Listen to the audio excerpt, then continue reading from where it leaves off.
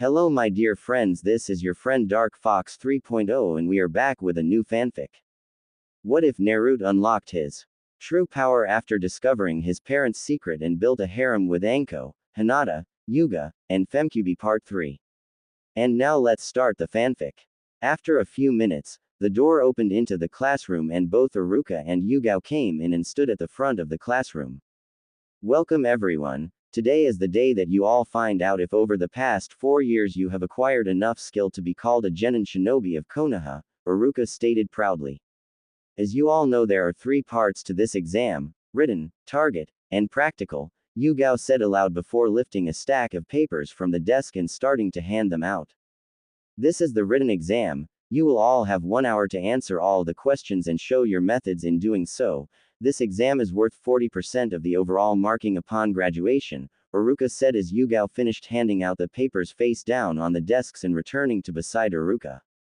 When we tell you, you may turn over your exam papers and begin, Yugao said, putting her hands behind her back.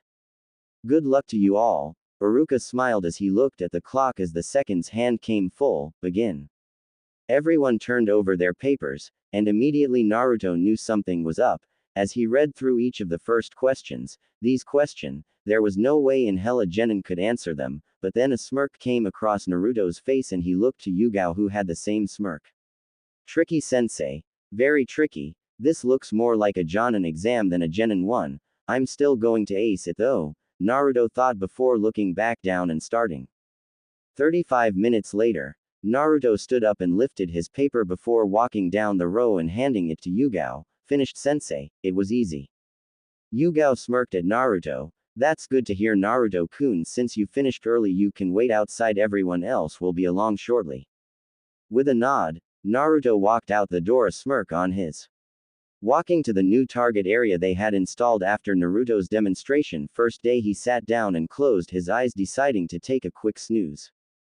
The new range had been specially designed so that it could handle even B-ranked jutsu being fired down it. The curved wall at the far side was 5-foot thick reinforced concrete with multiple reinforcement seals. It was curved at a slight angle so as to catch any stray jutsu and spread out the energy on impact. The range had also been increased. It could now accommodate a range of 70 feet and the targets had motors in them to move slightly with the older students.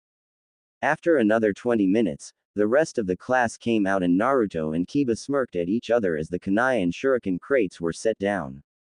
Alright.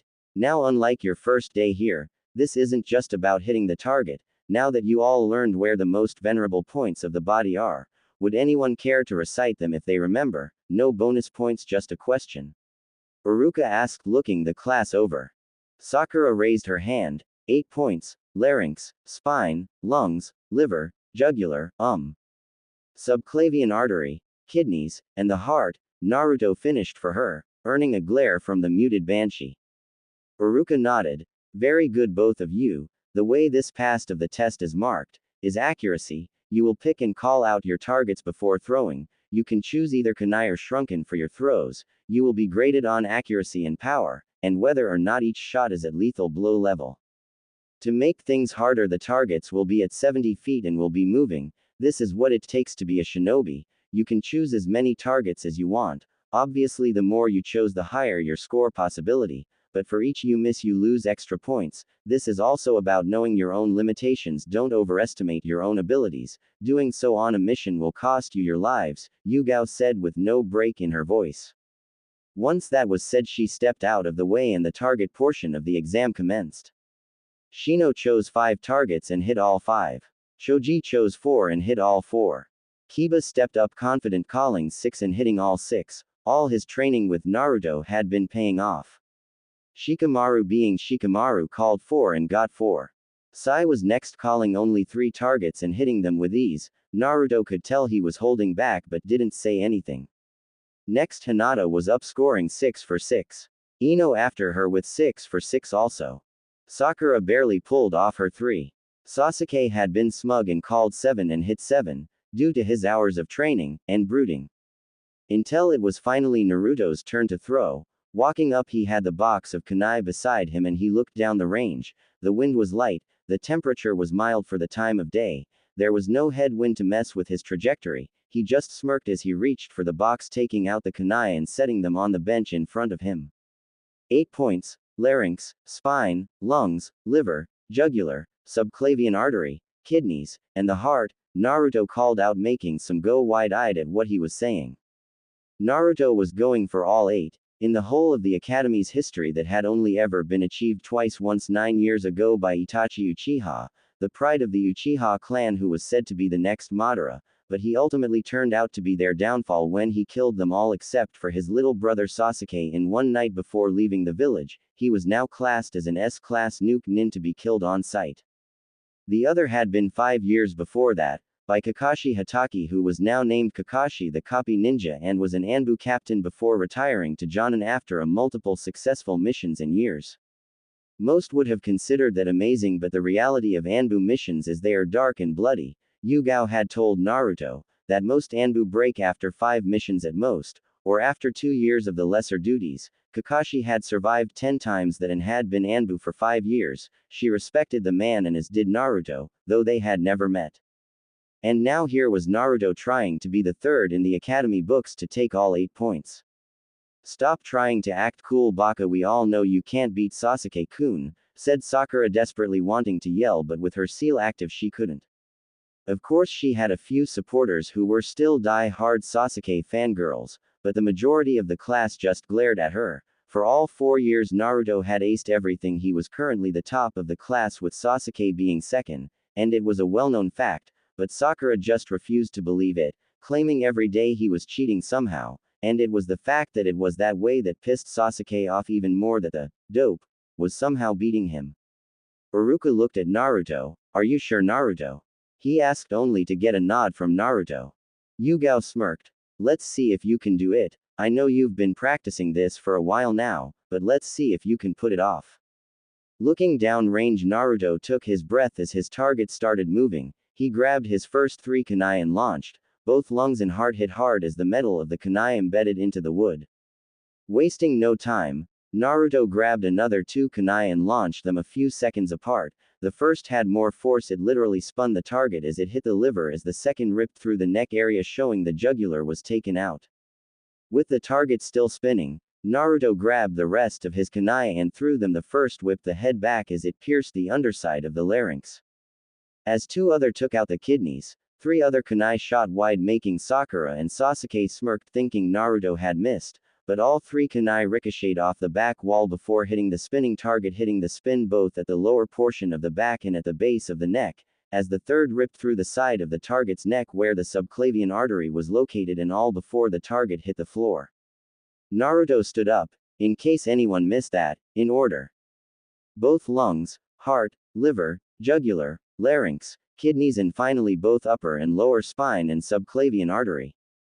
Penetration average of 3 inches. Diagnosis: target will bleed out in 50 seconds if treatment isn't given. He will be paralyzed from his neck down and will require multiple surgeries if he survives, which is unlikely given the one to the heart would have killed him and he would have drowned with the blood pouring into his lungs or the poisons from his liver now seeping into his other organs. Total diagnosis: no hope in hell, he'll be getting up from that. Naruto finished with a smirk.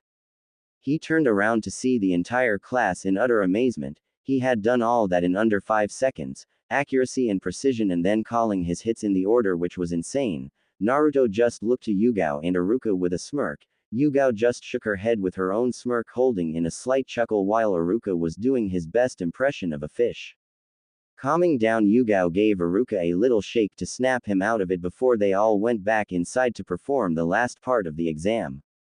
The entire class were out in the hallway, lined up outside the door, going in and coming out one at a time. Naruto, Kiba, and Shikamaru got bored waiting, but luckily Naruto had brought a pack of cards and they were playing for an assortment of things: kunai, shuriken, smoke bombs, and the like. Naruto was even tossing in some of his fuinjutsu tags. He could make more any time he wanted, and the 3 of them just kept playing while they waited. It was Naruto's turn next. Sasuke just entered the room, but a couple of seconds later there was a large roar of fire and intense heat from inside the room, but it died down quickly, which piqued Naruto's interest. Finally, it was Naruto's turn and he entered the room just after the Sasuke came out, headband in hand with a smirk. "Beat that loser," he said with a smug grin on his face. He walked in and both Yugao and Iruka smiled at him as he stood in front of them. Just out of curiosity, senseis, what jutsu did Sasuke perform as his bonus jutsu? Naruto asked as Yugao frowned. He performed a low-level Kusai Hakushu, but it looked like it drained him. He had to take a chakra pill right after to keep from passing out, Yugao said with a frown. Naruto clenched his fist. That bastard, that was a clan jutsu. Oh, I'm going to raise hell for this, Naruto thought before nodding, a slight pissed off look on his face. I see, well let's continue, I'll deal with that at the end. Yugao nodded. Okay Naruto-kun, you have to perform the academy standard jutsu, henge, kawarimi and bunshin. Extra points will be awarded for attention to detail in the henge, substitution distance, and the number of clones you can create. Begin when you're ready. Naruto nodded before bursting into smoke only to be replaced by a perfect Iruka henge. Iruka got up and looked the henge over and saw that Naruto had everything spot on, the number of bandages around his leg holding his kunai holster in place, even the correct color of socks, and the blade he kept in his boot. It was a perfect henge. Very good Naruto, full marks, Iruka said, pleased at Naruto's work, but what happened next was a shock. The henge patted Iruka's back when he was standing up from the inspection. It was solid, not an illusion, and what really caught him off was what he heard.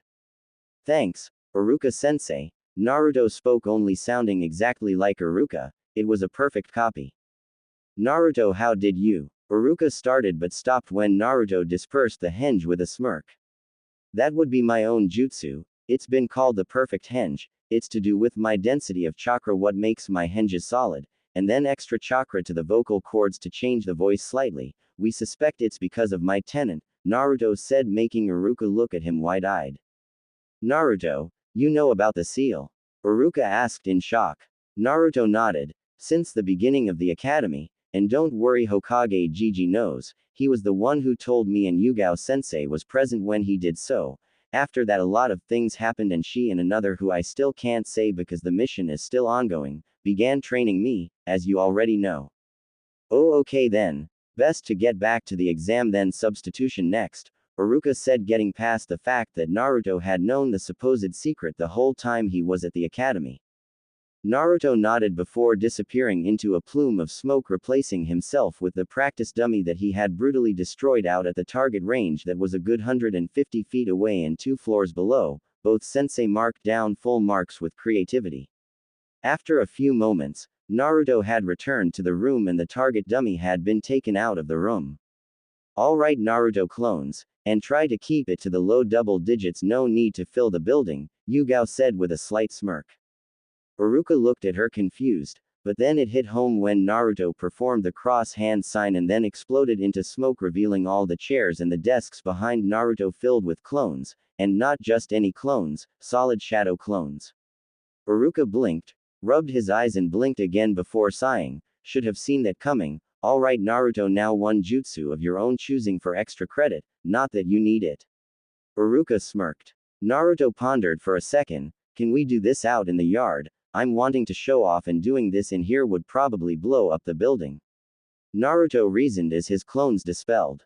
Iruka sighed and Yugao giggled. Sure, why not? Iruka said before tossing him the headband. May as well take that, you've already aced this test and made everyone else in the class look like, as Kiba put it on the first day of term, chumps. Naruto grinned. Great, I'll meet you out there. I just need to give Gigi a heads up, Naruto said before disappearing in a leaf shunshin. Scene break. Both Yugao and Iruka walked out into the yard to wait for Naruto to arrive. They hadn't long to wait as he landed the next second with a smirk on his face. Sorry about the wait, I had to convince Gigi to let me go all out on this one while in the village. Yugao blinked at that. You sure you need to, Naruto? Naruto smirked. Of course I do. I need to show some people how to perform certain jutsu the right way. I hope everyone is watching. Naruto called only for them to look around to see nearly the entire class was glued to the windows looking out, excited to see the show, making both sensei chuckle. Naruto smirked as he took several steps back and held his hands out to his sides. Okay ladies, this is what a real Kusai Hakushu can do.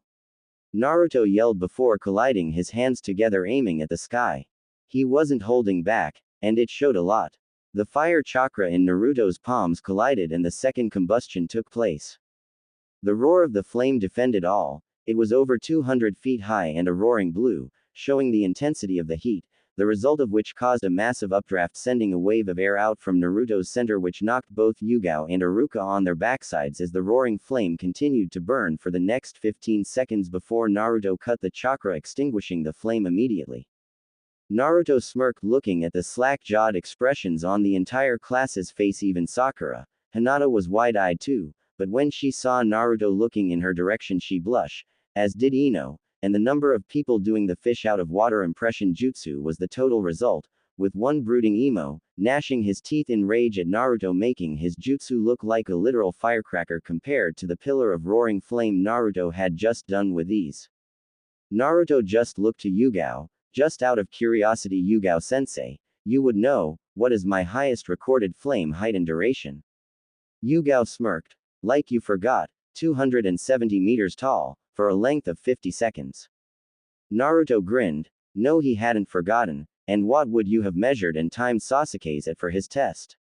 I'd say no more than 4 meters and lasted maybe 3 seconds, Yugao said with a smirk. Naruto grinned before cupping his mouth. Hear that, Sasuke? Not only is mine 500 times bigger than your, I can last over 10 times longer. I wonder what else that applies to. Naruto yelled, making all the males in the class burst out in laughter, and every female in the class blush, none more than Hinata, when she accidentally, activating her Byakugan when watching Naruto and focusing hard enough to see through his clothes. She had passed out looking like a boiled tomato with the amount of steam coming out her ears as he head raced with Eki thoughts as she muttered, so big, incoherently over and over again. She had not been able to sleep without wet dreams for 2 months after that incident and still had them every few weeks, recalling Naruto's sighs as she tried desperately not to lick her lips at the thought. Sigh. The class resident mute was actually shaking watching the display from the back of the groups, and the normally stoic boy only had one thought. Danzo-sama must be informed, the target is stronger than we anticipated, capture may not be possible. After shaking Iruka out of his shocked daze, the three of them went back inside for the results. Naruto walked in ahead of his two sensei and sat down next to Kiba, who bro-fisted. That was hilarious, dude. Kiba roared in laughter as he patted Naruto's back, who had a huge smirk on his face. Both Yugao and Iruka walked in moments later with clipboards with the results listed on them for each stage of the exam. Iruka began calling out names of those who had passed as Yugao handed out the headbands. Naruto took his and took the black and red tinted cloth he had brought and begun attaching the metal plating before taking a kunai and engraving the kanji for ninth to the bottom lower corner of the leaf symbol, before tying it proudly to his head. After Iruka had finished calling out the passes, he then smirked. Now the moment you've all been waiting for, though it's not really a shocker, the results of the Rookie of the Year, and this goes to, like there was any contest, Naruto Uzumaki, with Sasuke Uchiha coming in second, and Kunoichi of the Year goes to Hinata Hyuga, with Sakura Haruno coming in close second. There was a resulting cheer from the NFC, and even a few of the Sasuke girls cheered, not really expecting anything different after that demonstration. Kiba, Shikamaru, Shino, and Choji were all around congratulating Naruto, while Ino was congratulating Hinata. Both knew of the others' feelings for Naruto, and both had used the competition between them to better themselves after Naruto had said outright in class one day that he detests fangirls and respects strong kunoichi. Both girls had doubled their training, and both knew the only reason Sakura had come in second place was due to her large forehead memorizing all the dates and everything on the exam. And because of its high percentage of the overall exams, which confused the hell out of most, book smarts won't keep you alive if you're frail and weak. Well, most of the time, both girls had gone to their fathers for extra training. When they were asked why, they both gave the answer Naruto that had given to why he respected strong kunoichi, because they can protect the ones they hold dear. The celebrations were cut short by Sakura managing to focus all her chakra, which wasn't very much, into the seal, breaking it, thus releasing her banshee voice. No way, that blonde baka is better than Sasuke-kun, no way in hell, that baka must have cheated. The screeching was so loud that the glass shattered in the windows of the room and everyone held their ears till it ended, until the entire class yelled back, excluding Sasuke, Give it a rest, you screeching banshee howler monkey bitch. Even Iruka joined in while applying a healing jutsu to his ears to repair the damaged nerves from the vocal attack. Sasuke just grunted at the scene, like I care about some title, it's his worthless title, it's worthless just like that extinct clan of yours, dope, Sasuke smirked. Naruto's hands clenched as he restrained himself from attacking and pounding the emo into the dirt. Kiba was growling at the insult. He knew how much Naruto's mother's clan meant to him, and this bastard dissing it was about to get and kicking. Whether Naruto did it himself or Kiba had to, he would get it. Everyone else in the class just glared in anger at the last Uchiha, except for Sakura. Even the other Sasuke fangirls glared at him, the minor feelings for him gone, and with it, only Sakura remained devoted to the last Uchiha. Naruto smirked. You know, Sasuke, you're not one to judge. We're both the last of our clans. At least mine went out with a bang, taking out 8,000 enemy shinobi while protecting the civilians of its village in a 3-day bloody battle. Remind me how yours went out again. Oh, that's right, wiped out silently in a single night by one man, without so much as a sound, like a fly passing gas, Naruto said with a grin, as everyone else burst out laughing. Sasuke, on the other hand, wasn't so impressed, immediately lunging at Naruto. No one insults the Uchiha, bastard. And came at Naruto with a kunai, which Naruto blocked, pulling his Bakken up before delivering a kick to the Uchiha's solar plexus, sending him down the steps, and Naruto stood up. You threw the first insult, Tam. I was just returning the gesture, but if you really want to fight, I'd be happy to give you one. I'll even put my title as Rookie of the Year on the line, as technically the last day hasn't ended yet. Naruto declared as he pointed his Bakken at the scowling emo prince. You're on dope, I'll show you your stupidity. In insulting the Uchiha, Sasuke spat out as Sakura swooned over him. The entire class face-palmed. The pinklet was as hopeless as the emo, and Iruka shook his head. Alright then, let's get this over with. Everyone out to the pitch for this match for Rookie of the Year, he said, gesturing to the door. Everyone went out, but no one noticed the shadow clone Naruto made staying behind before shining to the Hokage's office to fill him in on what's going on. Scene break. Everyone started going out the doors to the main yard, and not surprisingly, the parents of most of the students were there. Even Hiashi had showed up for Hinata. After Hinata had taken on the extra training, she had stopped holding back in her spars and finished everyone in the shortest times so as to not hurt her opponents too badly. She still had a kind heart but a strong outer, which Hiashi couldn't be more proud of. He had managed to placate the Hyuga elders in waiting till Hanabi's graduation in 4 years' time to put the seal on her, as Hinata was the current heir to the clan head seat. It was all he could do to buy time to find some way to save her from the fate his brother had of being branded by that seal, and the way that his nephew had on Hinata's 4th birthday. Had Hisashi been there, he would have stopped it, but he had been too late, and the seal was permanent until death. There was no way to remove it. Inoichi had shown up for Ino as well. He had been very pleased when she had stopped fawning over the Uchiha boy. He had never liked him, and finding out she was now focusing on Naruto, and Naruto had said something to make her want to train harder, he was over the moon, and would be indebted to the boy for this. However, both fathers and everyone else there grew curious as to why the class was going over to the sparring area. Hiashi came up beside Hinata. Hinata, what is going on? Have the exams not finished yet? Hinata looked at her father with a smile, something she had been doing a lot more of. Hi, to-sama, they have. I was announced Kunoichi of the Year, and Naruto-kun was giving Rookie of the Year. It wasn't the fact that Hinata had been top of the Kunoichi that had shocked Hiashi, and it wasn't Naruto being Rookie of the Year that shocked him either. He had heard of the blonde continuously dominating every class at the academy, so that was no shock at all. It was the suffix she used when she mentioned him, and at that Hiashi smiled. Oh, it's Naruto-kun, is it? He said with a victorious smirk on his face. Now at least he knew who to thank for Hinata's determination and newfound will to improve.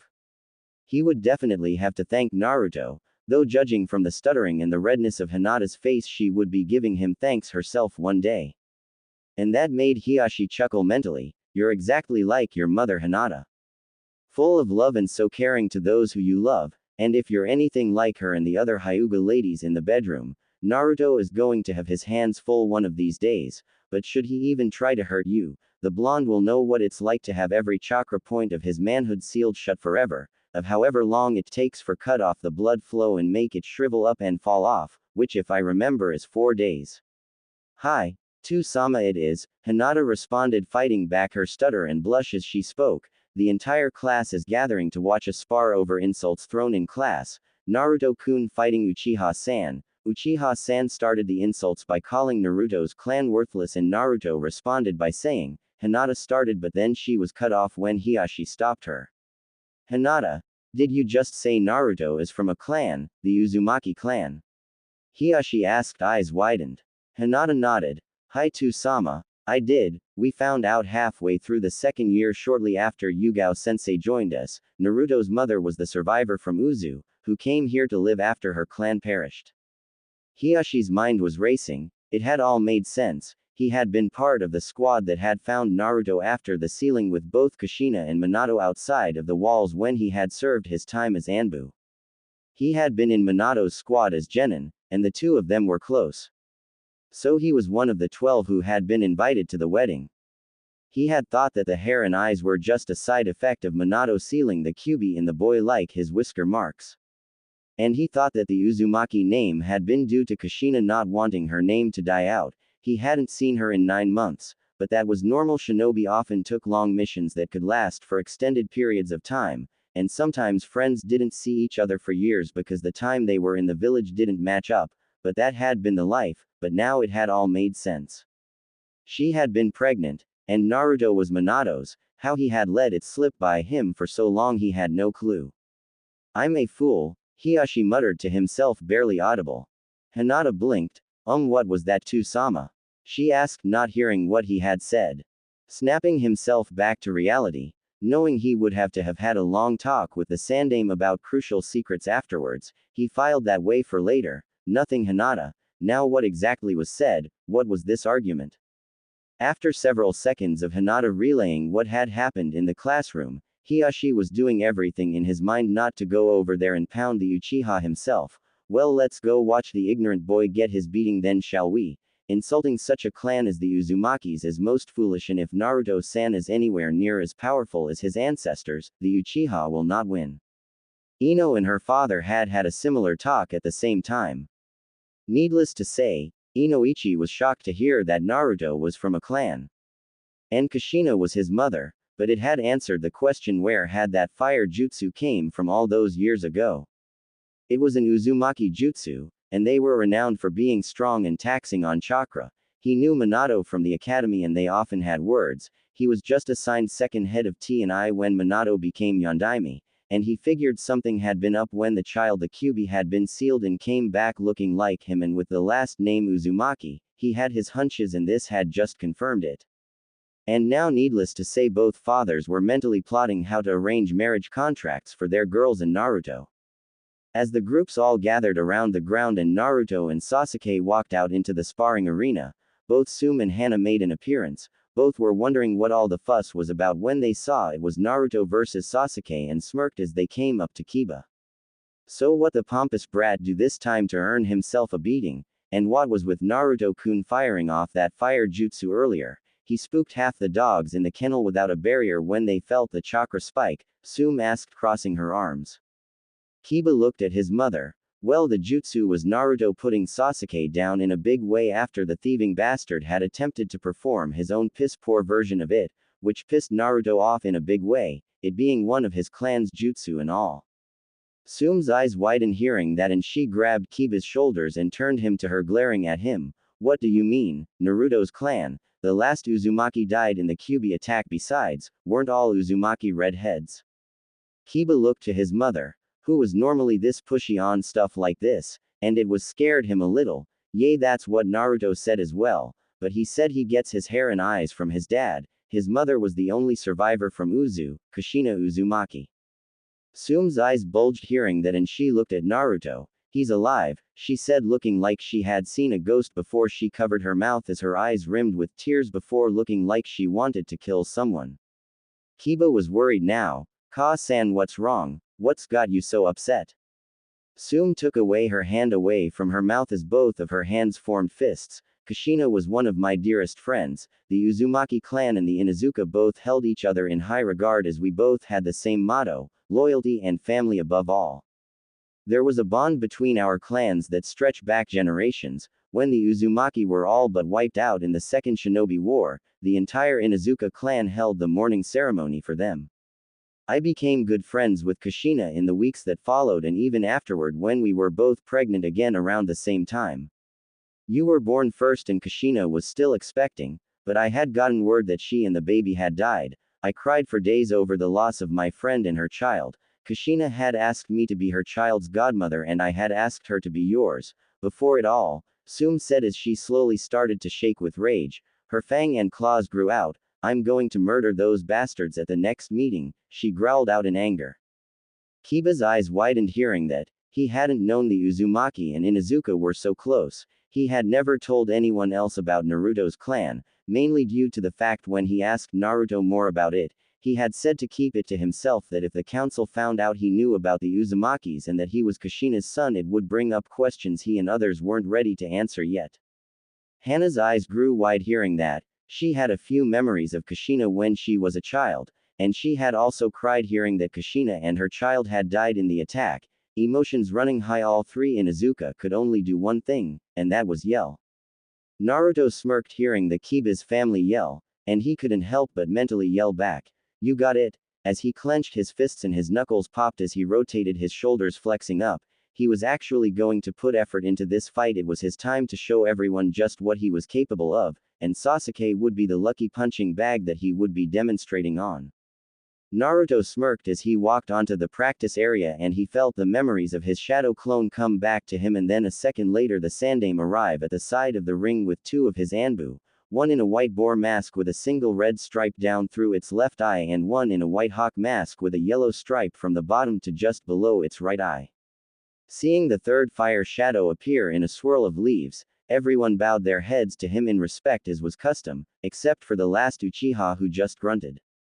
Hiruzen raised his hand gesturing for everyone to return to normal. Relax everyone, I just came to watch the match. I understand that certain things were said that could leave a bad taste in some's mouth, so I figured I had better come to make this an official match so that no one decided to try and get payback for an allied clan being insulted at the end.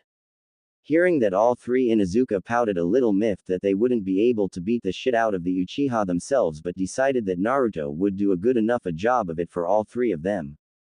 Naruto smirked, looked to the elderly Hokage and gave a small bow. I'm a genin now, Gigi, he said with a hidden meaning. The elderly Hokage nodded back. That you are, my boy, that you are, go ahead. Naruto grinned like a madman, while at the side of the ring, Kiba's eyes widened. He's going to take them off, he said below his breath in shock, making Sum and Hana look to him in confusion. Take what off, pup? Sum asked with a raised eyebrow. Kiba gulped. His seals, he always has them on. I lost count of the times he's upped the restriction and increased the weight. It looks like we're finally going to see what Naruto can really do. He never let me watch when he took them off to adjust. We're in uncharted territory here.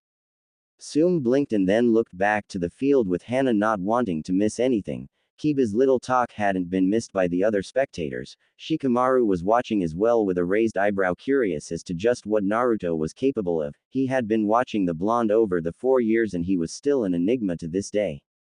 Sai, who had been listening from the back, narrowed his eyes looking at Naruto, measuring up every detail as he mentally recorded it to report later. Naruto brought both of his hands into a ram seal and smirked. I hope you're ready, Tem, cause I'm about to beat you senseless. The Uchiha smirked as he took his stance. Quit your stalling, dope. We both know who's going to win here. Only an Uchiha can beat an Uchiha. Naruto continued to smirk as the Uchiha talked, before he closed his eyes and muttered a single word, Kai, as he felt his weights and restrictions instantly drop and every muscle in his body relax. He hadn't dropped his weights in a while, so it definitely felt good. As he began to rotate his shoulders and move his limbs, so light, oh, this was going to be so much fun. Naruto slowly dropped back into a loose stance. Over the years he had expanded his styles and learned more than just his clan's style. He had begun working on his own style 2 years back, but had yet to put it fully into practice, but now was as good a time as any. He held both his arms loosely as his stance widened. his fists balled and his right foot raised at the heel like he was taking a sprinter's stance. Iruka raised his hand at the side of the ring and looked to both teens before nodding and dropping his hand. Hajime. No sooner had he said it, Sasuke shot at Naruto at full speed. In the 4 years he had gotten much faster and was now much stronger, but not strong enough. He flew at Naruto and came in for a spinning roundhouse kick on Naruto left, but Naruto was just waiting for Sasuke to come in close. Bending his left leg slightly, he smirked. Before he did something that made everyone do the fish out of water jutsu. With a single one-leg hop, he shot of the ground into a leap, throwing himself into a backward somersault while at the same time twisting himself and throwing his right leg into a kick aimed right at Sasuke's face, and all in a split second, before it made impact. Whack! The impact was made, and the Uchiha was sent crashing to the ground in a rolling skid, as Naruto continued his back flip before landing with gentle ease and a smirk still present. Sasuke was rolling on the ground clutching his head in pain from the kick as Naruto crossed his arms. I hope you're paying attention, Uchiha. This is the one style that your Sharingan will never be able to copy, as no matter how hard to try without the right body it's impossible. With the pain subsiding, Sasuke stood up and spat the blood out of his mouth as he glared at Naruto. What are you talking about, dope? There's no style the Sharingan can't copy. Naruto shook his head. Not my style, I developed it for that specific reason in mind. Without the exact training, you can never use my style. It's based on the Uzumaki Taijutsu style, focusing primarily on kicks and rapid powerhouse attacks, but it has one crucial difference.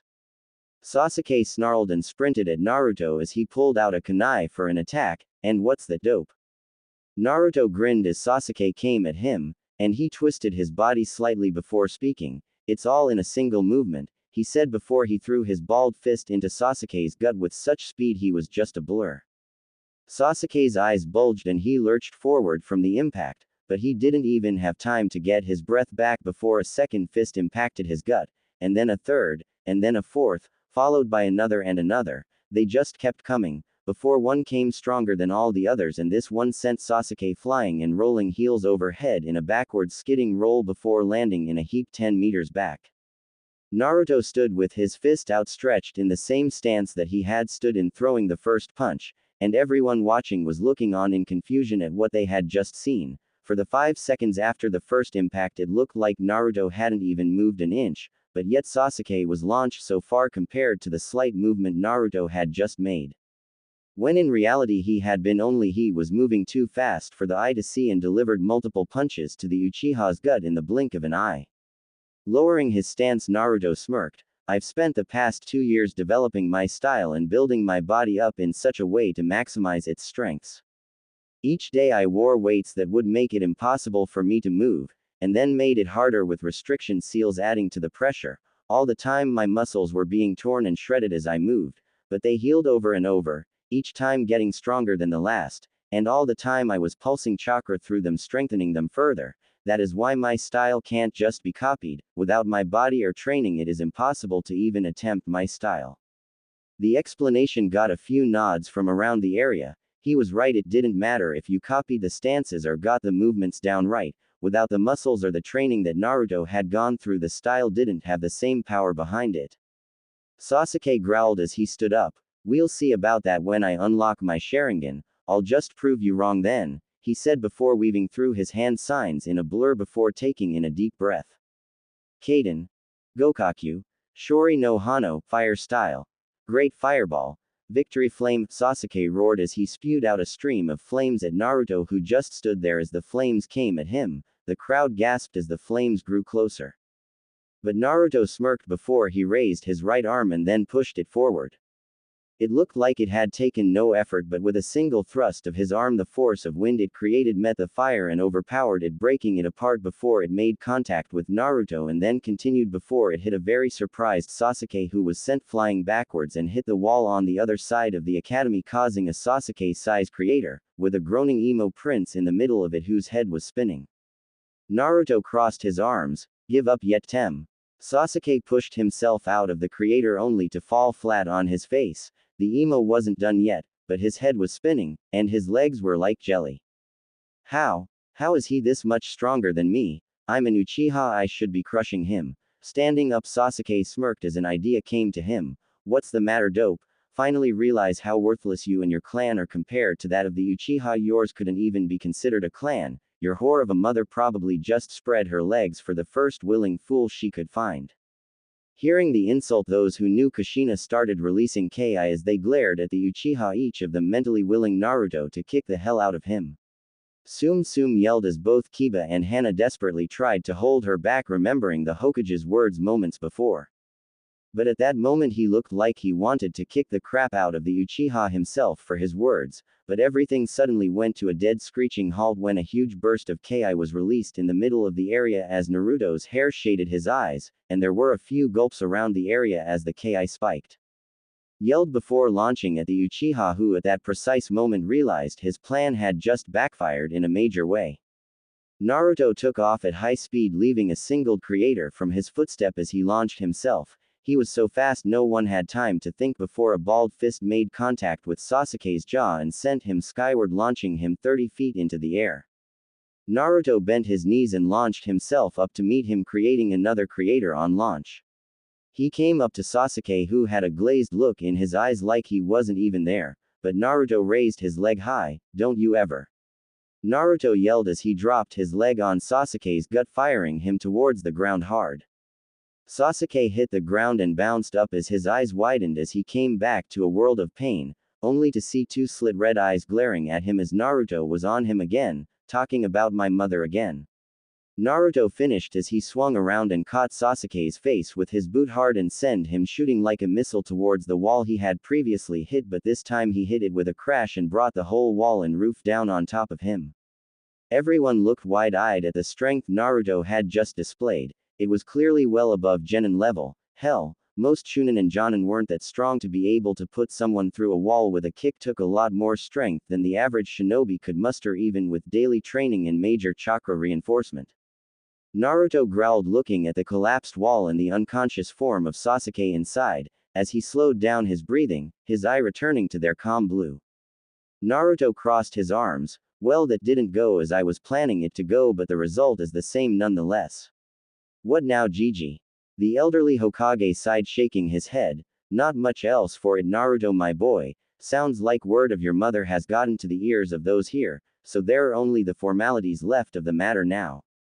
Naruto sighed as he flashed through a set of hand signs, reactivating his weights and seals. Great, another meeting, like I haven't been to enough of them in the past 4 years. You should have made me a counselor after the first 100, seeing as how I was the topic of every other meeting. It's like they've got nothing better to do than bitch and whine about me. The elderly Hokage sighed. Yes, that it does, but this one shouldn't take too long, not with the evidence. Naruto nodded. It had better. Anko-chan has made some rather scary threats that involved a certain color, a period of undermined time, and my balls that I'd rather not have come to pass, so I've got half an hour. Let's get this going already, Naruto said before turning to head to the council chambers. There was a mixture of various reactions around the practice field. Both Hinata and Ino were blushing up a storm hearing what Naruto had just said, both with a guess at what it meant, but both had a bit of jealousy at Anko having Naruto, and sadness for not being with him themselves. Both Inoichi and Hisashi had slight smirks on their faces, however subtle, as they hoped Naruto would accept their coming propositions, well aware of the CRA that would be placed on him given his future clan status. The three Inuzuka were grinning at the state of Sasuke, all of them wanting to see that prick get kicked from the start. He had just doomed himself by insulting Naruto's mother. Tsum, when she heard of the future meeting, half grinned, half snarled. There were some questions that needed answering, and she was going to rip the balls off anyone who didn't give them to her. Sai, who had been watching with slight fear, but showing none, had analyzed every aspect of the fight and had no emotion displayed whatsoever as he turned and walked out of sight of the crowd before diapering in a shunshin to give his final report. Shikamaru, normally lazy, had been watching intently, and what he had seen and heard had only brought him more questions than answers. How was Naruto this strong? That method of training should be impossible for normal people. Torn muscles take time to heal on their own, and even with medical jutsu to speed up the process, to do it to such an extent in the brief span of 2 years shouldn't even be possible. Just what was Naruto hiding? Sakura was mortified at what she had just seen. There was no way her Sasuke-kun could lose like that. It had to be a fluke. While at the same time her mother was wide-eyed at the event she had just witnessed, her eyes building as she screamed inside her head, "The demon has taken control, we're all going to die, find your happy place, find your happy place, find your happy place." Time skip. This is not good, I'm late, so very late, Naruto thought as he stood in the middle of the council chambers, with an irritable twitch very visible in his eye. This was supposed to be an easy thing to do, but these bastards just couldn't get over themselves. After Naruto's little display, he had just been planning to head home to meet Anko, who by now would be about ready to eat him alive, not in a good way, cause he had now been a genin for more than 3 hours, and had yet to keep his promise, and he knew she would be thinking of ways of various pleasurable torture methods to use on him for not screwing her brains out already. But it wasn't his fault. As soon as Naruto's little display was over, a council meeting was called by the Hokage to formally reinstate the Uzumaki clan back into Konoha, as both of them had been preparing for the past 2 years after Naruto had decided on exactly what he was going to do for his clan's future, but things were never that simple. As soon as he had arrived in the council room, the entire civilian side, Danzo excluded, were calling for his immediate execution. Half of them wanted it for what he did to the last Uchiha, and the other half wanted it just because he held the Kyuubi, but they were all yelling that there was no way he was Kushina's son. The Hokage had then presented the blood test results showing a 100% match for Kushina being his mother, but even after they yelled that it couldn't be. "Are you bastards blind?" Sum yelled in anger. "He is her son, and you bastards have been treating him like the plague. If she was here right now, you all would be pulp." The roar of anger from Sum shocked Naruto slightly. He didn't know why she was so angry about this, well more than the rest of the clan heads by the looks of it, but then a fair few of them all had equally pissed off looks as well, Inoichi and Hiashi especially, which was strange given Hiashi never had anything other than a stoic look on him.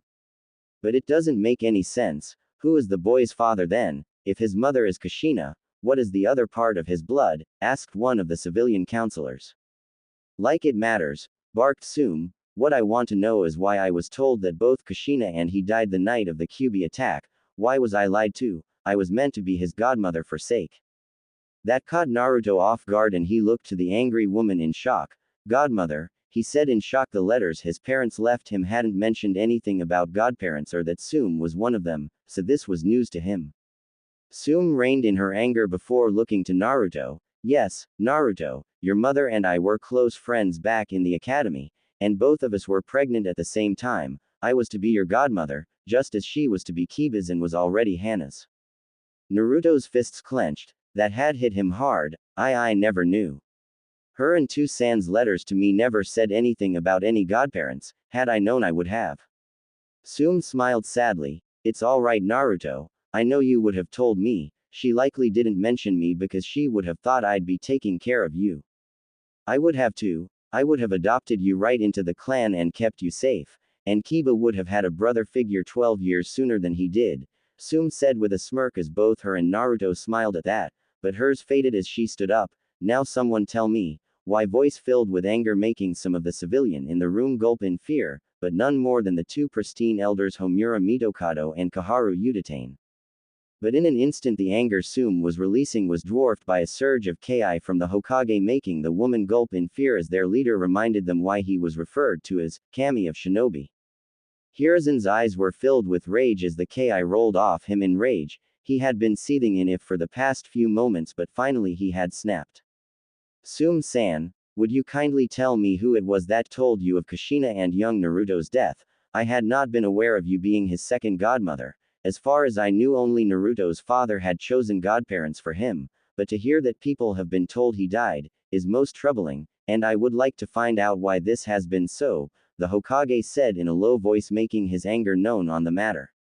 Sum's eye opened at that. If the secret hadn't been started on the Hokage's order, then that means it had to have been someone deciding for themselves. That could have only have been the ones who told her of the deaths. In that instant Sum's ki matched that of the Hokage and she stood up and pointed a clawed finger across the room. "It was that wrinkled old bitch over there that told me," she growled in anger. It was Koharu Udatane, the second half of the elders Sum was pointing at, and all eyes were on the older woman in that second, but the woman didn't even flinch. Kaharu, explain yourself, the Hokage ordered, his tone demanding as the reined in his ki.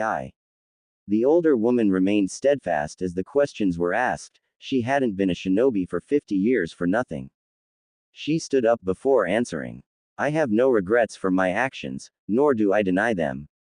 Yes, I told Sum that thing died that night, because that is not Kushina's child. The old woman spat in disgust. The thing in front of us is the demon in human form. It can never be Kushina's child. The beast killed both Kushina and the Yondaime and took over her child's body. That thing is a demon, and should have been destroyed the moment we found you and not raised as a citizen of this village. There were a number of heated glares at the elderly woman in that instant for doing what she did, but when she finished speaking they were all dwarfed, even the Hokages, by the blondes in the center of the room as his ki was released.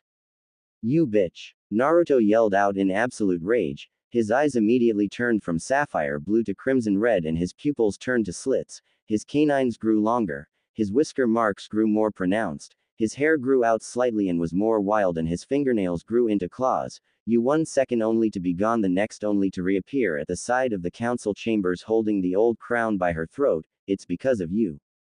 You denied me everything, a home, a family. Do you have any idea what you took from me? He yelled, his clawed hand ready to rip her throat out, though she still managed to speak. So what? It was nothing, compared to the lives of the villagers you took that night, demon, she hissed, only to piss him off further. Why couldn't you have just stayed in hell where you belong?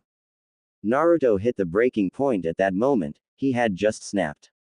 What was it going to take to make these realize he wasn't the Kyuubi? Naruto-sama, please, let me have a word with them, perhaps I can get through to them, Akane spoke out from his mindscape.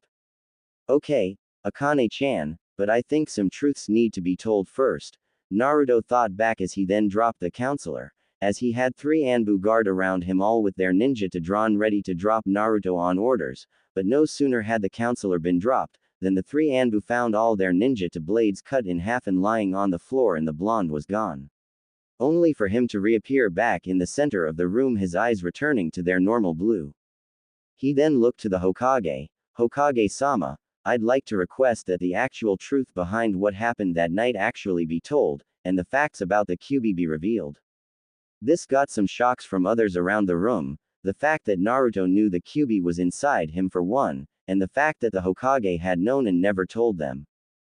Hiruzen looked to Naruto with saddened eyes. He could hear the sadness and pain in the blonde's voice. He could have actually had a family, people who cared for him, but it had all been torn away from him by these fools. Yes, Naruto, I believe it is time for the truth about the Kyuubi to be told, so we can perhaps put this matter to rest once and for all.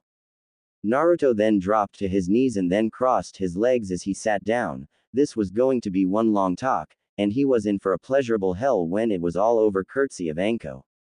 Scene break, present time. The council room stood in silence as the Hokage finished explaining the truths of the Kyuubi, how it had been in the village for years before the attack, and how it was sealed inside Mito Uzumaki and then Kushina Uzumaki, both of which were considered SS rank secrets.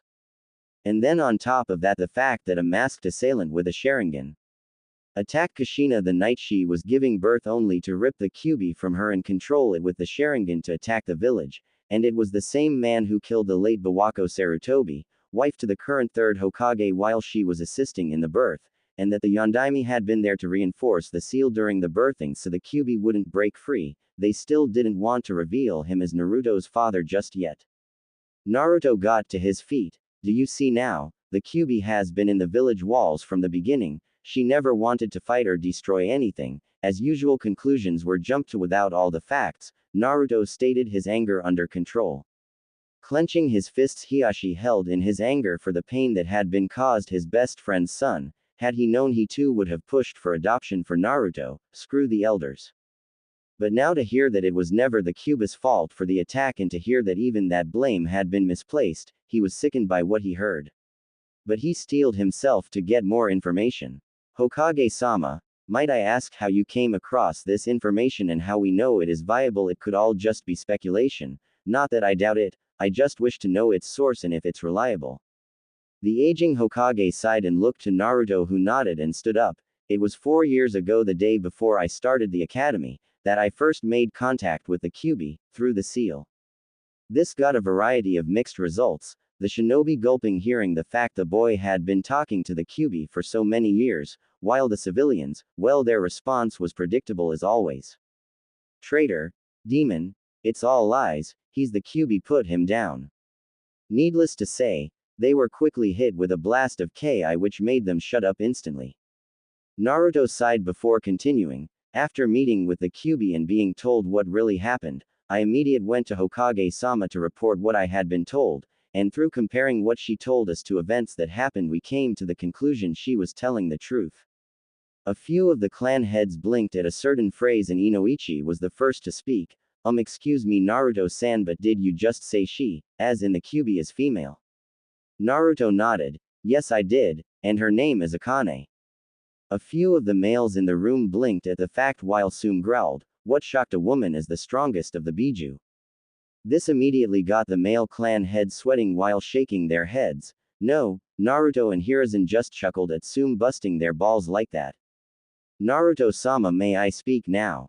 Naruto mentally nodded before looking to the Hokage. Gigi, someone else wants to take the floor. Hiruzen smirked. Very well Naruto. Call her out. Naruto stood in the lush green fields and forest area that was now his mindscape. It had taken him a few weeks, but he had created a huge 700-mile area of forest and grassland for Akane to enjoy to her heart's content. He had said if she was going to be stuck in here for now until he found a way to get her out, then he would at the very least give her a better place to live than a damn sewer of a jail cell.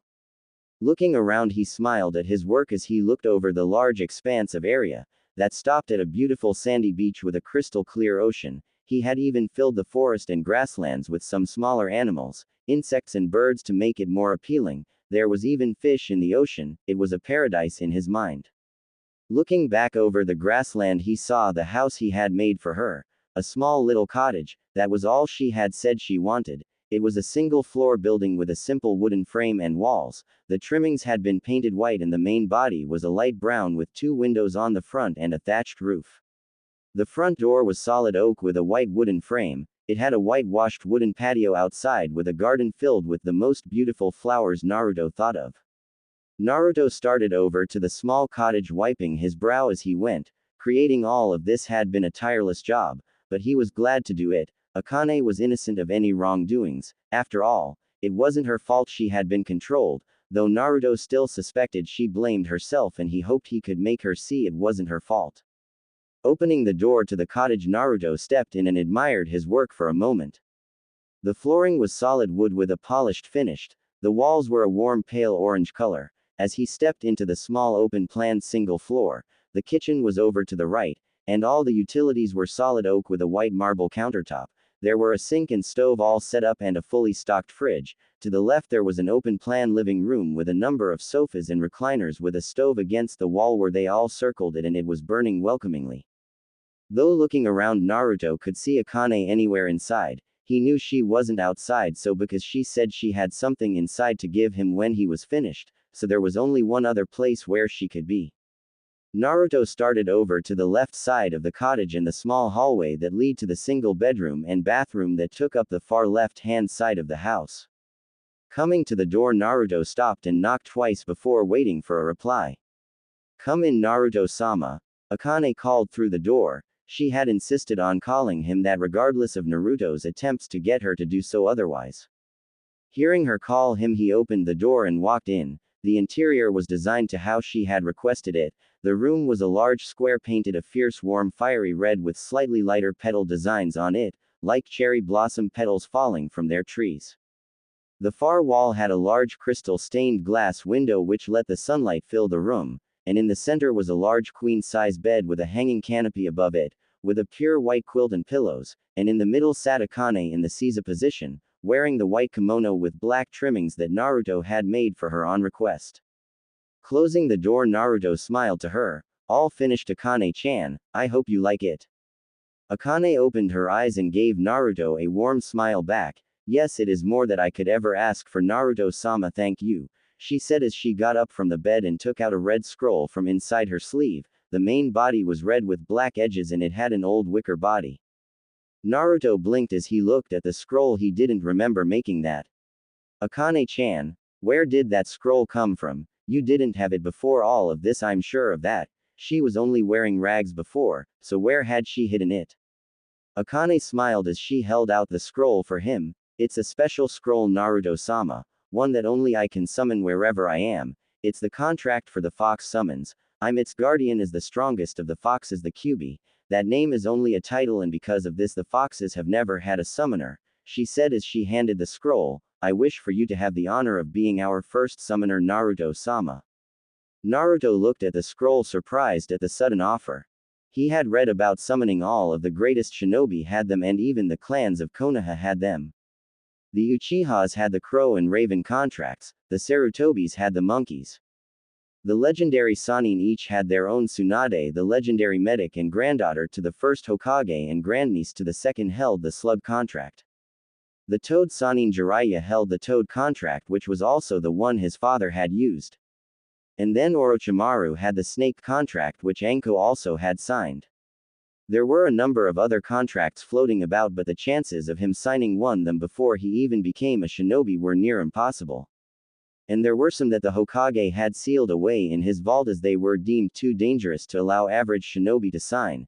It was law that any contract found on a mission was to be turned over to the Hokage, and he would decide whether or not it could be signed by the one who found it and them allowed to keep it, or sealed away with reward given for its retrieval.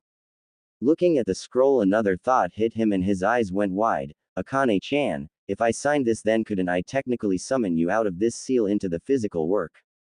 Akane nodded with a smile. Partially yes, you could, although the seal will still keep me linked to you. If you die, I die, and keep 7 of my 9 tails worth of power sealed within you. I'd have as much chakra as 20 Jonin shinobi, and the seal would pull me back inside after 5 hours or so. Naruto frowned, hearing that he had thought he had found a way to get her free of the seal, but he would still do that. This would just be a temporary solution.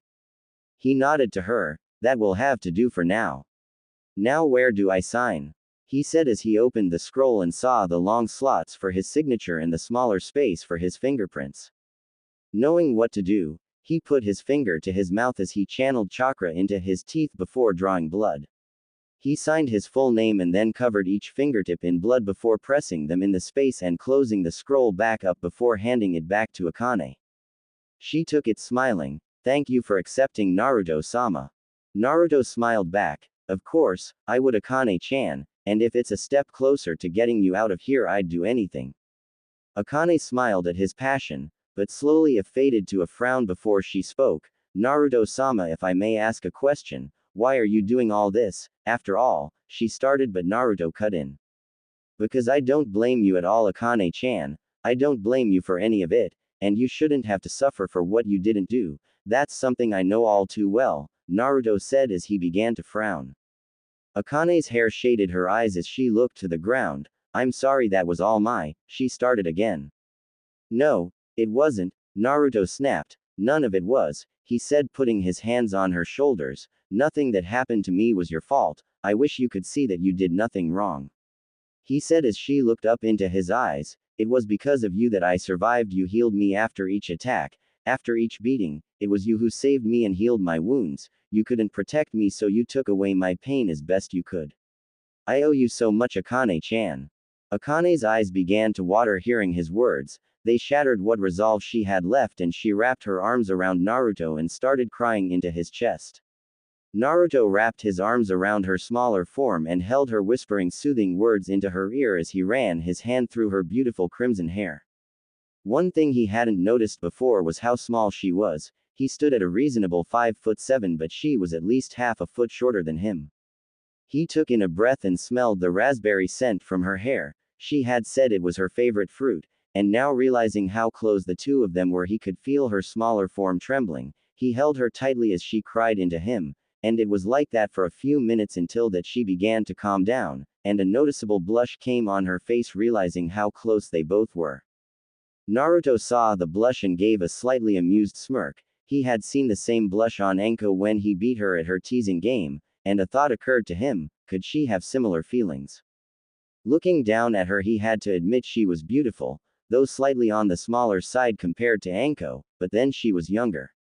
She had explained that when she was sealed in him that his age affected her human form and that was why she looked like she did, but Naruto honestly liked how she looked.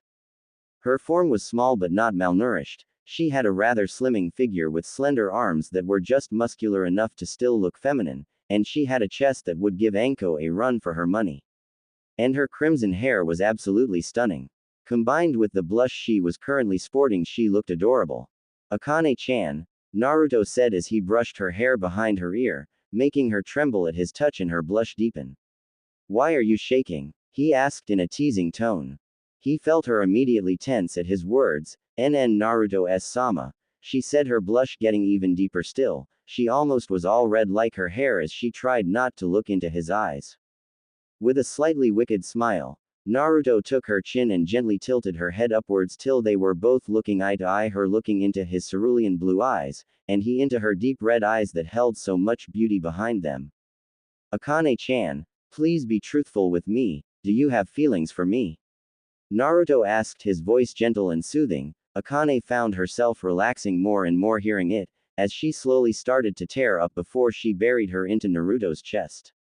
I do, Akane cried out, but I know I don't deserve to. After everything I've done, how you ever return them? I just couldn't stop myself from feeling like this, watching you your entire life growing up in such hell. I love you, Naruto-sama, with all my being, not out of pity but admiration. You took everything they did to you, and you never broke, you came through stronger for it, and yet the pain you suffered was because of me. I don't deserve these feelings, but at the same time I know I deserve the pain of loving you but never being with you, and watch others have you instead. Hearing her weeping confession, Naruto couldn't help but feel happy, but at the same time sad. Happy because she felt that way about him, but sad at the fact that she hadn't confessed because she saw it as a way of repentance and further punishment for something she had no control over. Well, that ends now, Naruto thought to himself before he wrapped her arms around her smaller form and held her tight as she cried, and he rubbed her back, letting her cry out her pain as he rocked her back and forth, letting her know he was there for her. Akane-chan, please stop punishing yourself for all of this. You did nothing wrong, and anything you think you've done against me I've already forgiven you for, and you have more than paid your repentance for. Please, Akane-chan, you say you're doing this to pay for causing me pain when in reality seeing you in pain is causing me more pain than anything those villagers could have ever done to me, Naruto pleaded in a low voice. Slowly Akane stopped crying and looked into Naruto's eyes, his arms holding her safe and caringly. Naruto-sama, she said in a small voice, unsure what to say as one of his hands slowly came to her face, brushing her hair out of the way and slowly caressed her cheek. She pressed into his warmth and closed her eyes. You've looked out for me all my life, healed my wounds, saved me from my suffering, and have seen me in my lowest hour. I'd be lying if I said I didn't feel something for you as well, Naruto said as he caressed her cheek, feeling her soft skin on his. I would gladly give you all the comfort and bliss for all you have given me, my sweet Akane-chan. Opening her eyes, Akane had a clouded look over them. She had never imagined she could feel the way she did now, or that Naruto would have ever accepted her confession. Slowly her face moved closer to his as she yearned for one thing. Their lips grew closer and closer. She closed her eyes as they were about to touch, but the feeling was gone when she felt his finger come to her lips. Her eyes opened with slight shock and disappointment as she looked to Naruto again. His eyes were sad for having to deny her as he shook his head.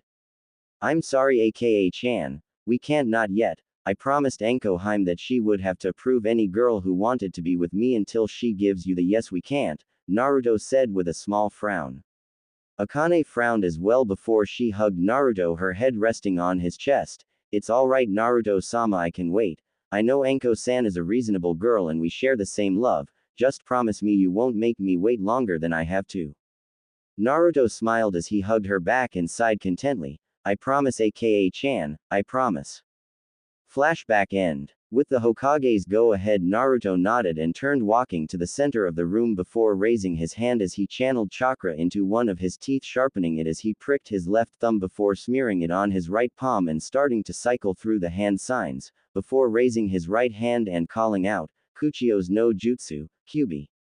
His hand hit the ground and all the counselors' eyes widened, hearing him as the summoning diagram spread out from his hand and then erupted in a large plume of smoke. Everyone tensed, expecting the smoke to clear, showing the nightmare that had attacked the village 16 years prior. But instead, as the smoke cleared, there was no fox, only a young teenage girl with long crimson hair in a crimson-red kimono with a black trimmings and sash. The only evidence that she was different were the 9 tails that were coming out from the base of her spine and her slit red eyes that promised pain to her enemies. Seeing what had just happened, the civilian side acted as you would have expected. They freaked. The QB is free.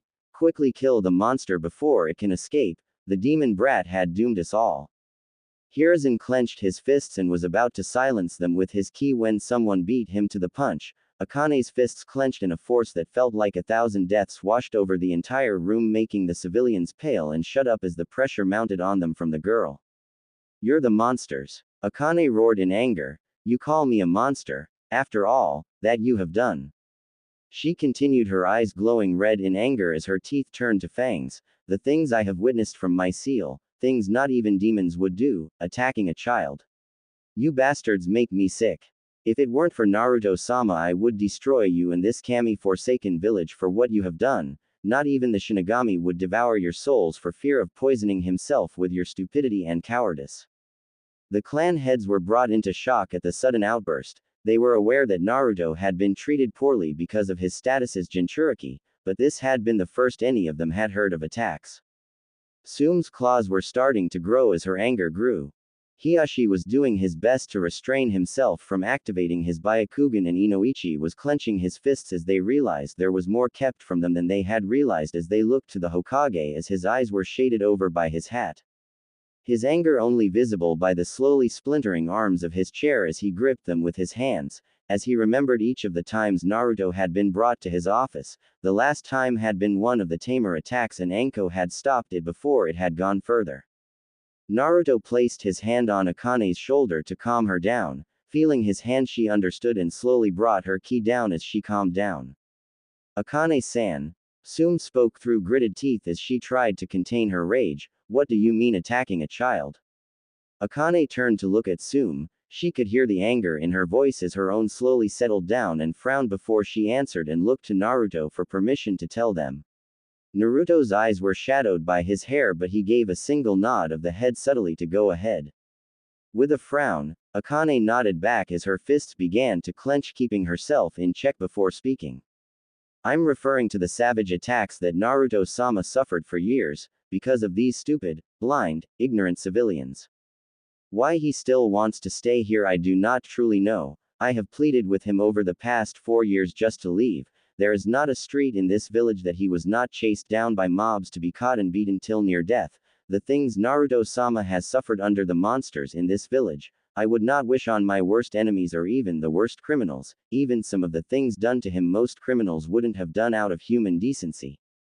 Hiashi was infuriated as he steadied his breathing before speaking, not sure if he wanted his answer, but he had to know the extent. Akane-san, to what was the extent of these attacks? He asked as he tried to maintain his stoic expression with only a little disgust showing through. Akane's teeth clenched as she tried to keep herself calm at the same time as fighting back tears from remembering the worst of the nights.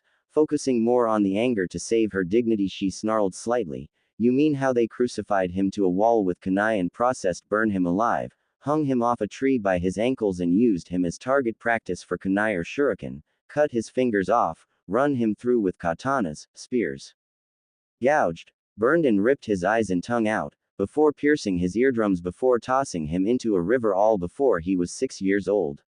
Akane said, finished in a yell, her control long gone. Enough. Tsume yelled, not being able to take it anymore, her anger overpowered by her maternal pain and shame of not having stopped this, of having failing her dearest friend and godchild, as she began to break down in tears. The sight of which disturbed the other clan heads. Tsume was one of the hardest women in the village. She was the one who drove people to tears before they wet themselves and cried for mercy, which she rarely gave. To see her in tears was something none of them expected. Naruto quickly moved to his new godmother's side as she pulled him into an embrace while pleading with him to forgive her for not being there and praying for Kushina to forgive her for not protecting him as she should have. Naruto had returned the hug and was telling her there was nothing to forgive as he tried to hold back his own tears at having a family that wanted him. The moment was interrupted by a rather fat and stupid civilian who had managed to finally snap out of his scared state. "Traitor, you demon-loving whore." The man had started to yell only to be silenced once and for all as his head fell from his shoulders and smoke rose up from the man's neck as the wound had been cauterized due to the red chakra around Akane's hand, who was now standing behind the collapsing corpse of the dead man. "The only demon around here is me, and you'd be best to remember that," Akane yelled, making the civilians cry out in terror of the Kyuubi killing someone. But everything came to a screeching halt when the Hokage unloaded his ki for the first time that meeting in a higher concentration than before, making each of the civilians nearly wet themselves in fear. "That is enough," Hiruzen yelled out as his anger finally came to the boiling point. "All civilians will sit down and shut up, or so help me Kami, I'll have each of you worthless bastards executed for breaking the law I passed 16 years ago, which I have heard each of you break in years past. The paperwork for the executions, I'll kill each of you myself."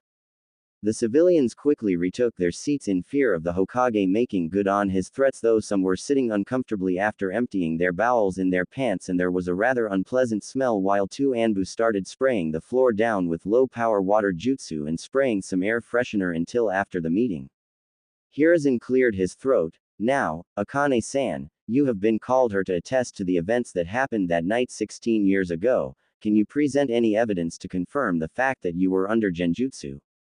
"Hi, I can. The written testimony of my previous container, Kushina Uzumaki, and Naruto's father in the form of 2 letters which you gave to Naruto-sama 4 years ago. It would be all the proof I need. However, I ask that only you and the clan heads read them, because these civilian bastards don't deserve the privilege of touching 2 of Naruto-sama's most treasured possessions." Akane finished spitting at the civilians with disgust. Hiruzen nodded. "I will respect that request, and I will look over the letters on a later date and confirm them in another meeting. If any of the clan heads wish to read their contents, I will arrange that also. It will also confirm without a doubt of Naruto's heritage and that he is Kushina's son."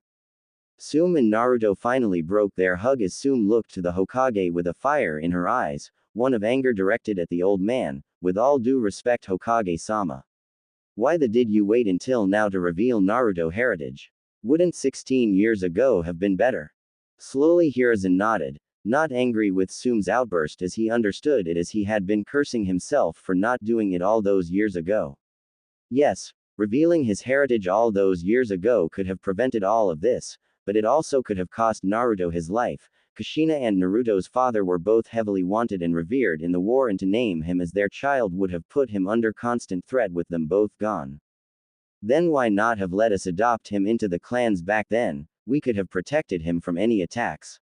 Tsume growled. She had actually pushed to take Naruto into her clan, as had many of the others, each for varying reasons, but each of their requests had been denied by the Hokage office. "As much as I wanted Naruto-kun to have a family, and had I known of you being his second godmother, I would have done so in a heartbeat, but to place young Naruto in any of the clans would have been just as dangerous. Each clan lost members, and so there would have been hatred from within each of the clans. Placing him in one could have resulted from an inner assassination. If not, it would have also tipped the balance of power of the clans in favor of the chosen clan, and the others might have revolted. Adding onto that his clan heir status, it would have meant handing over the wealth and possessions that rightly belonged to Naruto. Those were my reasonings," the aging Hokage said, sounding more and more weak. "I had thought that by keeping him free from the clans would have given me more ability to protect him. As a clan child, I am limited to what I can do. Given clan laws, I would have been restricted from removing him if a problem was found, and it would have been too late. By leaving him an orphan in hopes of a normal family adopting him, I was able to post guards to keep him safe or pull him from trouble should any have arisen, but with increasing demands and our numbers still recovering from the last war and then the attack, I had limited manpower, and he was left vulnerable to many times.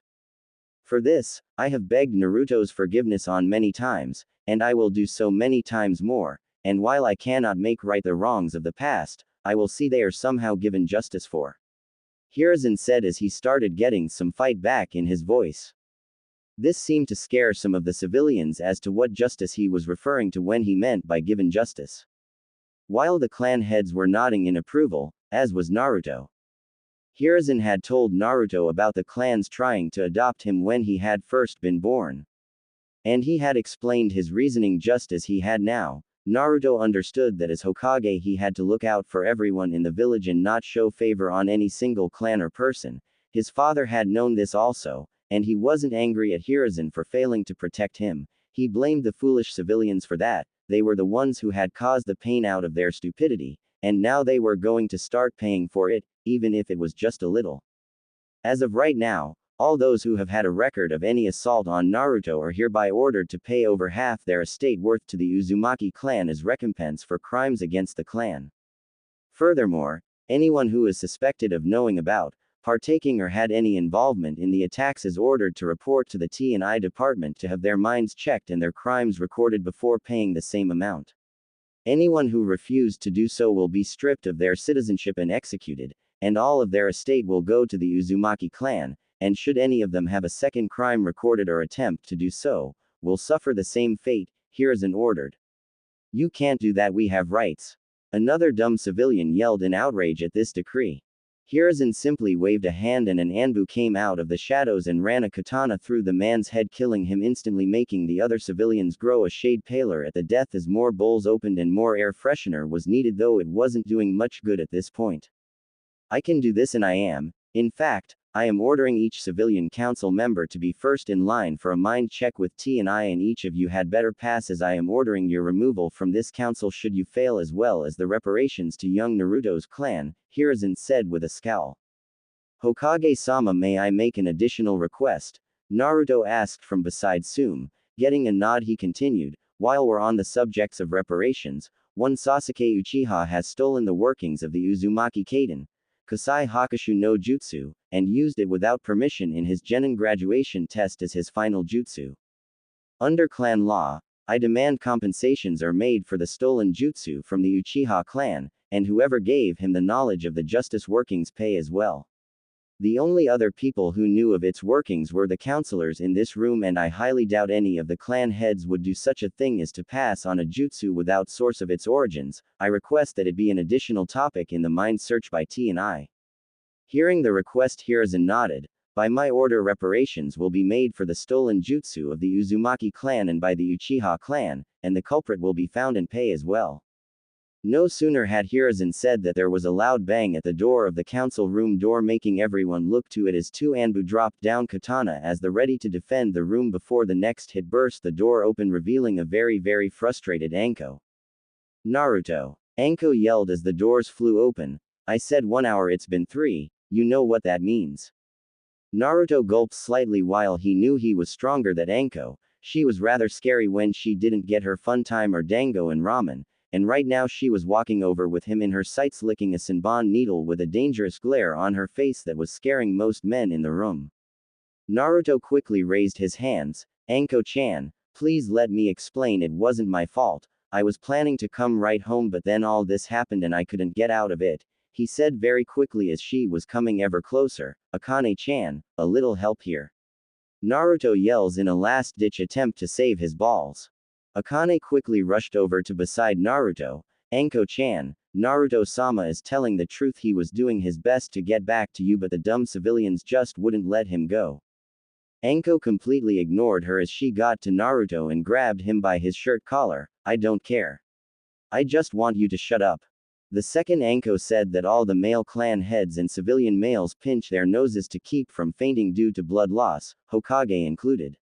Sume just burst out laughing.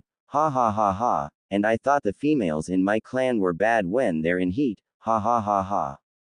One of the civilian women pointed at Anko. Do you have any shame, you snake whore? She said before she found her head rolling along the ground just like the first dumb counselor as Akane walked back over to Naruto and Anko. Like the Hokage said, your lives are already forfeit for breaking his law. No one cares if you die. So it would be wise to watch your tone should I decide to just end you for talking ill of Anko-chan, Akane said with a dangerous glare, making the civilians shiver as they each felt a warm stream flowing down their legs. Naruto shook his head slightly. Hokage-sama, can we please wrap this up already, before we run out of civilian counselors for this meeting, and I pass out from the smell of shit in this room cause of these fools who can't control their bowels. Is that what that stink is? Kami, that's bad. Anko yelled as she smelled it too. Hiruzen, who was covering his mouth and nose, nodding. I second that, Naruto. Alright, let's hurry up. I move for the reinstatement of the Uzumaki clan in Konoha, and move for the immediate vote of the clan heads. Civilians have no say in clan matters. The Yamanaka clan supports the reinstatement of the Uzumaki clan in Konoha, Inoichi says as he stands up. The Nara clan supports the reinstatement of the Uzumaki clan in Konoha, Shikaku said lazily as he did the same. The Akamichi clan supports the reinstatement of the Uzumaki clan in Konoha, Choza declared standing up beside his teammates. The Hyuga clan supports the reinstatement of the Uzumaki clan in Konoha, Hiyashi said proudly as he stood up. To hell with what the elders wanted, he would support his friend's son. The Aburame clan supports the reinstatement of the Uzumaki clan in Konoha, Shibi said plainly as he stood up, but then that was the normal for an Aburame, not very passionate guys. The Inazuka clan supports the reinstatement of the Uzumaki clan in Konoha, Sum said proudly with a feral grin. She'd be damn sure to do everything possible with Naruto now that she knows what the score was, and she would help him however she could to make up for the lost time. Hiruzen nodded. Then it is official, the Uzumaki clan is reinstated in Konoha and its sole member is placed under the Clan Restoration Act. Naruto Uzumaki, you are to appoint a representative to speak for your clan on the council until you are 18 or Chunin. Do you have anyone in mind? He asked looking to Naruto. Naruto nodded. I request that until I'm Chunin, that Sum Inazuka speaks for the Uzumaki clan in council matters if she accepts. Sum nodded back. I accept the position, she announced proudly. Hiruzen nodded. And with that, the remainder of this meeting is postponed until a later date as it doesn't stink of the civilian council's fecal matter, he said getting up. Anko grinned and grabbed Naruto's arm. You. Me. Senseless. Now, she said as she began pulling him towards the door, making the men grateful they're already pinching their noses cause of the smell, and Sum smirk. Good luck to you, Naruto. Something's telling me your mother is smiling down on you now and your father is laughing for finding a woman who's nearly as horny as Kushina was. Akane giggled watching Anko drag Naruto away, before calling after them, Anko-chan, remember our deal, she called with a growing blush before poofing and returning to the seal. Leaving several Anbu groaning as they started clearing up the dead bodies and the feces off the floor, something was telling them this would be the norm after every council meeting from now on. Traveling back to the apartment was a complete blur for Naruto as he let himself be dragged, knowing how horny Anko was at that moment. He could practically smell the pheromones oozing out of her. She wanted him bad, and after 4 years who could blame her? Naruto knew her too well, and after he had from the age of 10 reading the Ika Ika collection that was left on his doorstep for his birthday, he was all too well versed in the art of making love. Well, as far as one can be after 6 years of reading and 4 years of messing around with your girlfriend. Bursting through the door of the apartment, Naruto suddenly found himself airborne as Anko had literally thrown him in the second the door was open while she closed the door and activated the security and one-way privacy seals. When she turned back around, Naruto could see the hunger in her eyes as she slowly stalked over to him, swaying her hips back and forth as she slowly sloped her shoulders and her trench coat fell to the floor, leaving her in her skirt, mesh suit and wrappings. Gulping slightly, he knew what was coming. He'd kept her waiting and now she was going to do the same to him. He could handle it for a little while, but the question he was thinking was how was she going to do it? She wasn't a member of the T&I department for nothing, and that fact alone made him a little nervous. He had seen what was left of some of the prisoners who she had been given leeway in interrogations with, and what was left over couldn't even be called corpse. That would imply it resembled a body instead of a hunk of bone and meat. As Anko got closer to Naruto, she slipped off her shinobi sandals and loosened her wrappings as she got down on her knees and started to prowl over to Naruto, who was still on his backside, having being mesmerized by she show of her undressing. As she moved, the bindings on her that had been loosened started to slip off, revealing she wasn't wearing a bra underneath the mess suit, as it hugged her every curve. Foxy-kun, you kept me waiting, Anko said in a very seductive voice as Naruto's eyes remained fixated on her, swaying, and didn't notice she had started to raise his shirt as she slipped a piece of paper out from below her mess suit. And now it's time to pay the piper, she said before placing the paper just above his waistline and channeled chakra into it a split second before pulling it away, revealing a black circle with the kanji for flow on it with a line through it. Feeling the sudden chakra, he looked down and immediately recognized the seal. And mentally cursed under his breath, it was the level 1 seal the prisons used for their long-term inmates. It kept the men from coming so to prevent pregnancies in the prison. The level 2 version of the seal kept men from getting erect period and was used for the more disgruntled prisoners as a punishment and could only be removed by a series of hand seals. That are an extremely high burst of chakra, which Naruto could do, but voted against it, seeing as he knew Anko could use a more painful method to achieve the same goal. There was a reason why she was the punishment in the T&I department for any shinobi who violated or was accessed of harassment, and she was good and proud of her work. That's just mean Heim, Naruto pouted with a sigh, making Anko giggle as she leant in close to his ear. So was making me wait 3 hours for you. Now you're going to wait for at least 1 before I let you, she said before she licked up his neck, making him growl as she got to his ear. Now, me. Naruto grinned and immediately grabbed her thighs and used his chakra and leg strength to immediately lift them both up, making Anko eep.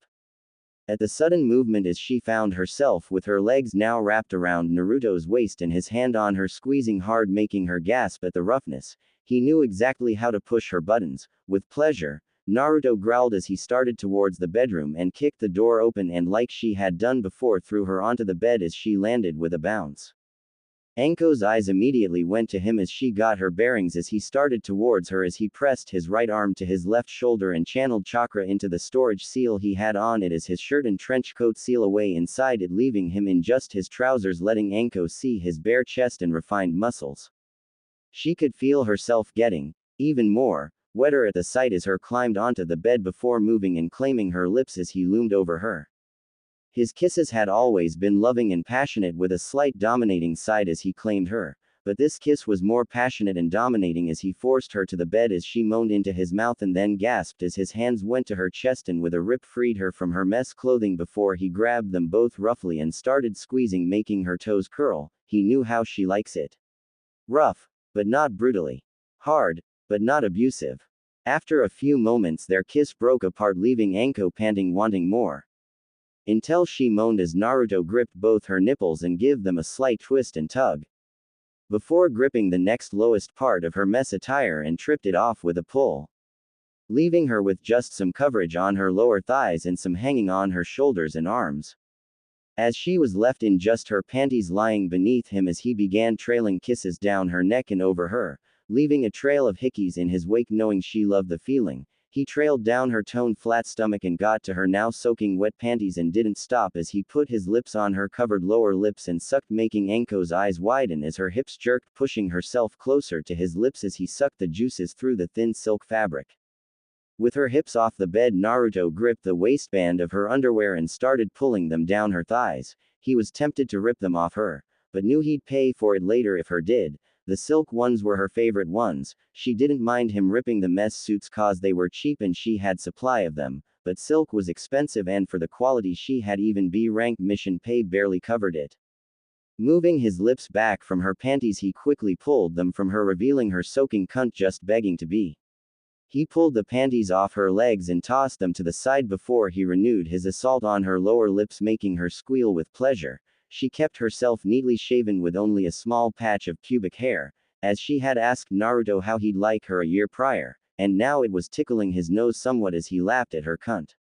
I need you. Now, Anko panted. After 4 years Naruto could bring her to orgasm with only his tongue, and she knew he could, but this time they were going the whole 9 yards, or in Naruto's case 9 inches.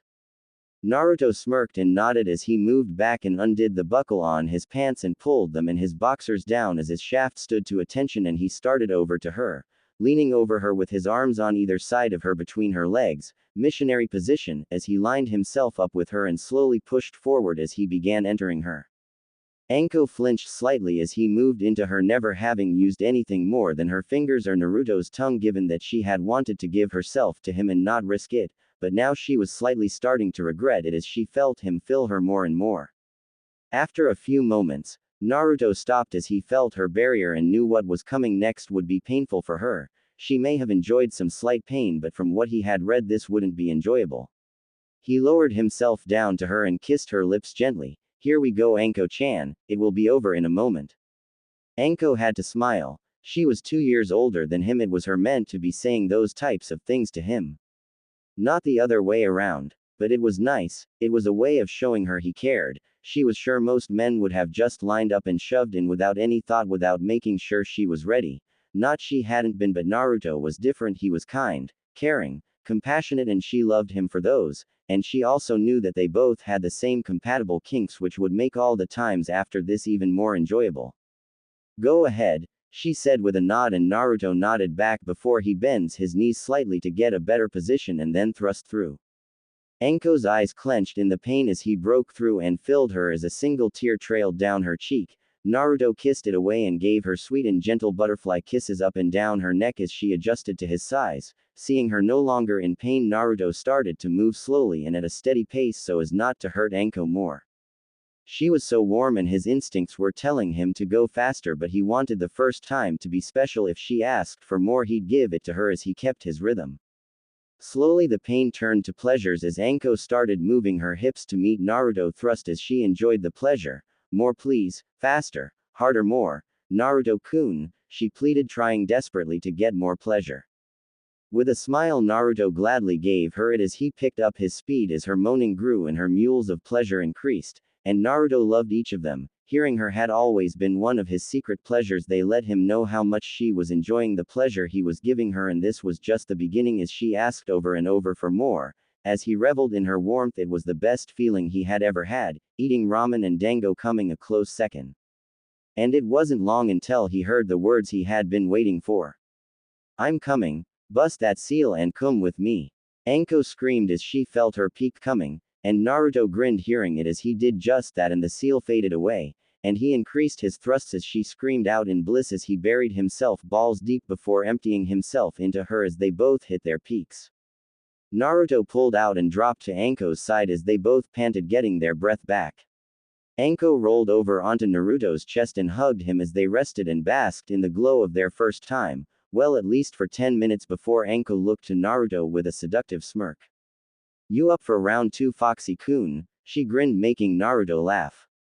Oh, you know it, hubby Heim, he said before in a burst of chakra-enhanced speed. Anko found herself pressed hard against the far wall of the room and Naruto behind her, and faster than she could react he was buried in her balls deep once again, making her silently scream in pleasure as he leaned in close to her ear and whisper in a low growl. And this time I'm not holding back. Those words were the last she heard, cause after that all that anyone who entered that apartment heard would have been the sounds of Anko's screams of pleasure and gasps of pleasurable pain as Naruto gave her that he had promised over and over again. Time skip 4 hours later. Anko was lying over the end of her and Naruto's bed, her head and in a pleasurable pain after she had teased Naruto a bit too much, evident by the number of broken ping-pong paddles on the ground. They had been the cheap kind and Naruto had been for the warm-up for the paddle, which was now on Naruto's lap as he sat leaned against the far wall, getting his breath back after the last round they had just finished going. Getting his breath back again, he got to his feet slightly wobbly, but after a few seconds of running chakra through his muscles, he was back and ready to go again. Anko pushed up off of the bed looking back at him with a grin. Up for round 15, she grinned, shaking her at him with a smirk, telling him she hadn't had enough just yet. Naruto laughed and was about to go for her again when the doorbell rang, making Anko snarl. Whoever that is better have a damn good reason, otherwise I'm going to give him a snake enema for interrupting our time. Naruto shook his head and moved to the door, but not before giving the paddle a finally hard swing across Anko's backside, making her drop to the bed once again. I'll go see who it is. You go start putting some cooling cream on that of yours, otherwise you won't last 5 minutes in the next round. He grinned, walking as he tied on a dressing gown and pulled on some boxers and slacks. Getting to the front door, he deactivated the seals and opened the door to be greeted by the rare sight of a Hyuga branch member. Wearing the usual white and black robes with his forehead covered. Now Naruto was really grateful he had those seals active. The seals prevented even the Hyuga dojutsu from seeing through the walls of the flat, which was one of the reasons he had installed them himself, for all-around privacy. Those eyes were, as Shikamaru would put it, troublesome. Good evening, Hyuga-san, and what can I do for you this fine evening? Naruto asked with a smirk. He had a small guess what this was about. Uzumaki-sama, Your presence has been requested by both the clan heads of the Hyuga and Yamanaka clans at the Hyuga compound at your earliest convenience. I'm to escort you when you're ready, the man said, not breaking his stoic demeanor. Naruto looked at him for a moment. He hadn't been expecting a summons from Inoichi as well. That was unexpected. He knew Ino had feeling for him and he returned them on some level, and with his newly elected clan status and his position in the CRA he knew he would be getting some marriage proposals, but he never expected them this quick. Thank you, Hyuga-san. If you'd give me a few minutes, I just need to grab a quick shower and a change of attire. Would you mind waiting out here? Naruto asked politely. He had never been one for inviting strangers into his home, and a Hyuga was definitely not on his list to do so. They could read a book without even opening it, and not all his notebooks had privacy seals on them. He would have to find a way to fix that. Of course, Uzumaki-sama, the Hyuga said with a small bow, still not showing any emotion other than a stoic one. That had always been perplexing to Naruto. He had never once seen a branch Hyuga member even crack a smile, and he had made it his own personal mission 2 years ago to get them to show some other emotion, but so far all of his attempts had been unsuccessful. Oh, are you going out, Foxy-kun? Came a voice behind Naruto, but what about round 15? Naruto turned and blinked at what he saw. Anko was dressed in a small white dress shirt which cut off above her belly button and was wearing a really short skirt that just covered her underwear and no more, and had a lollipop sticking out of her mouth while holding the paddle Naruto had had moments ago. The scene made Naruto smirk. She had found his gift then. Suddenly there was a crash behind him and he looked out to see the Hyuga member was gone. He stepped out and looked over the railing to find the Hyuga branch member lying in the bushes with a look of bliss on his face and 2 trails of blood coming down his nose, making Naruto face palm. So itching power, whoopee cushions, paintballs, Anbu dress in pink tutus, and even the Hokage monument covered in orange and red paint doesn't make them laugh or break their shell, but Anko in a schoolgirl uniform does. Well, at least we have one thing in common. Naruto though, before going back inside, closing the door and looking at his very naughty schoolgirl Anko. He walked over and pulled her into a kiss which lasted 5 seconds before he pulled away. Forgive me, Anko-chan, but I've got a summons from Hiashi and Inoichi. I think it's about Ino and Hinata. This could be what we've been waiting for. Anko pouted, but it was only made by her clothing. Fine, I guess I can let you go for an hour, seeing as it could mean I get 2 harem sisters out of it, she said with a smirk before pointing the paddle at Naruto. But if you're not back in 1 hour, and using this on me, I'll be using it on you, got it? She said in a mock threatening tone. She knew she could never do it, but she would give it her damn best shot. Naruto smirked and kissed her again. Love you to hubby Haim, he said before he rushed off to get showered and dressed for the meeting. Scene break. Naruto walked through the streets following the Hyuga member as they headed to the Hyuga clan compound. Naruto had decided to go with a more respectable clan attire now that he had prepared for when his clan would be made official in Konoha once again. He was wearing a deep orange-brown male kimono with under wrapping and a dark blue haori with the Uzumaki crest in white on the back and his mother's sword at his waist, wearing white foot wrappings and traditional sandals. Looking like a respectable clan figure, Hiruzen had told him of his clan's traditional colors and they had the attire made to order years ago by Daichi. It was high quality and was reinforced with the same seals as his coat was. The Hyuga had been quite the whole walk and had only spoken in an apology for his composure when Naruto had come out of the apartment once more. As they walked, Naruto began to notice something. A lot of the civilians were looking at him a little bit differently. Instead of hate, some were looking at him with slight respect, others with fear, though there were still those who glared at him with hate.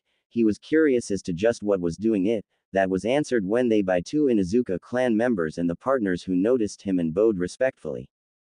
Good afternoon, Uzumaki-sama, before they walked on.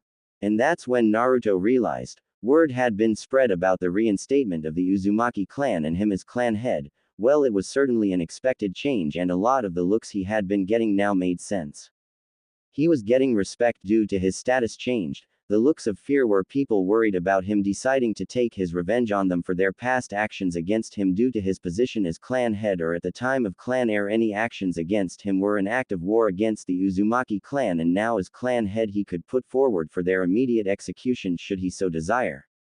But that wasn't what Naruto had planned. No, he would let them stew in their fear with the knowledge that he could end them at any second and let them fear him the rest of his lives, as no doubt they would all soon be receiving summons from Ibiki to report for evaluations to see if they fall under the Hokage's decree of reparations to his clan. But if word about that had gotten out, then there would no doubt that the word of him being able to summon Akane out and that he's in contact with her. There would be hardcore QB haters out for him now, so he'd best be on his guard. He grips his mother's katana at the thought, looking around just begging for someone to try something. Now the two of them were coming up on the clan compound. Coming up to the front entrance, the gate opens and branch member steps to the side.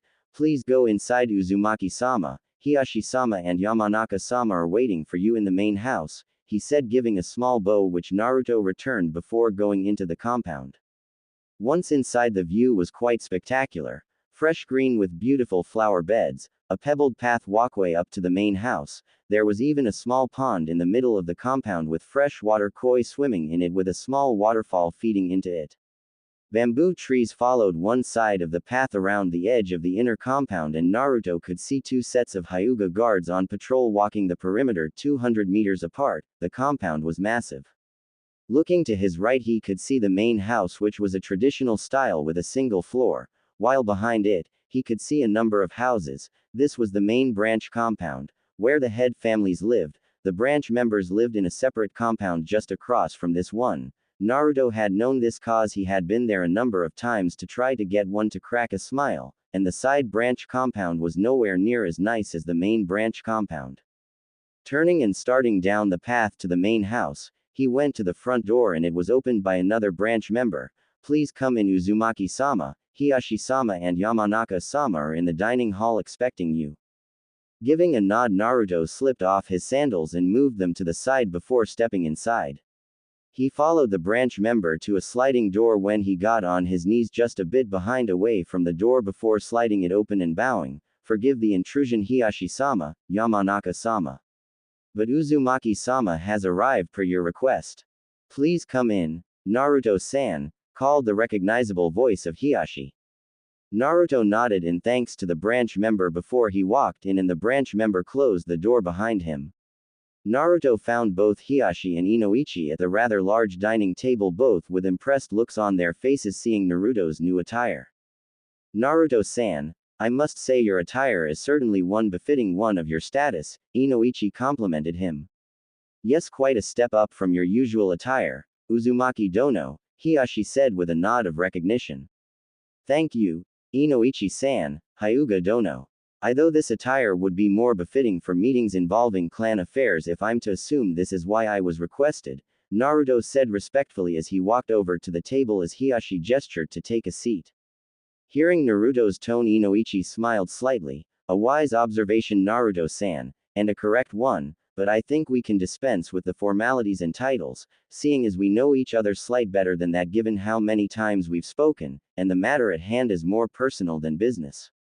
Naruto nodded. "I guess that much, and if we're being so informal, may I request that we skip any idle chat, not to be rude, but Anko-chan only gave me an hour to see what this was about and then get back. If not, I'd fear she'd send her snakes after me, and not the small kind."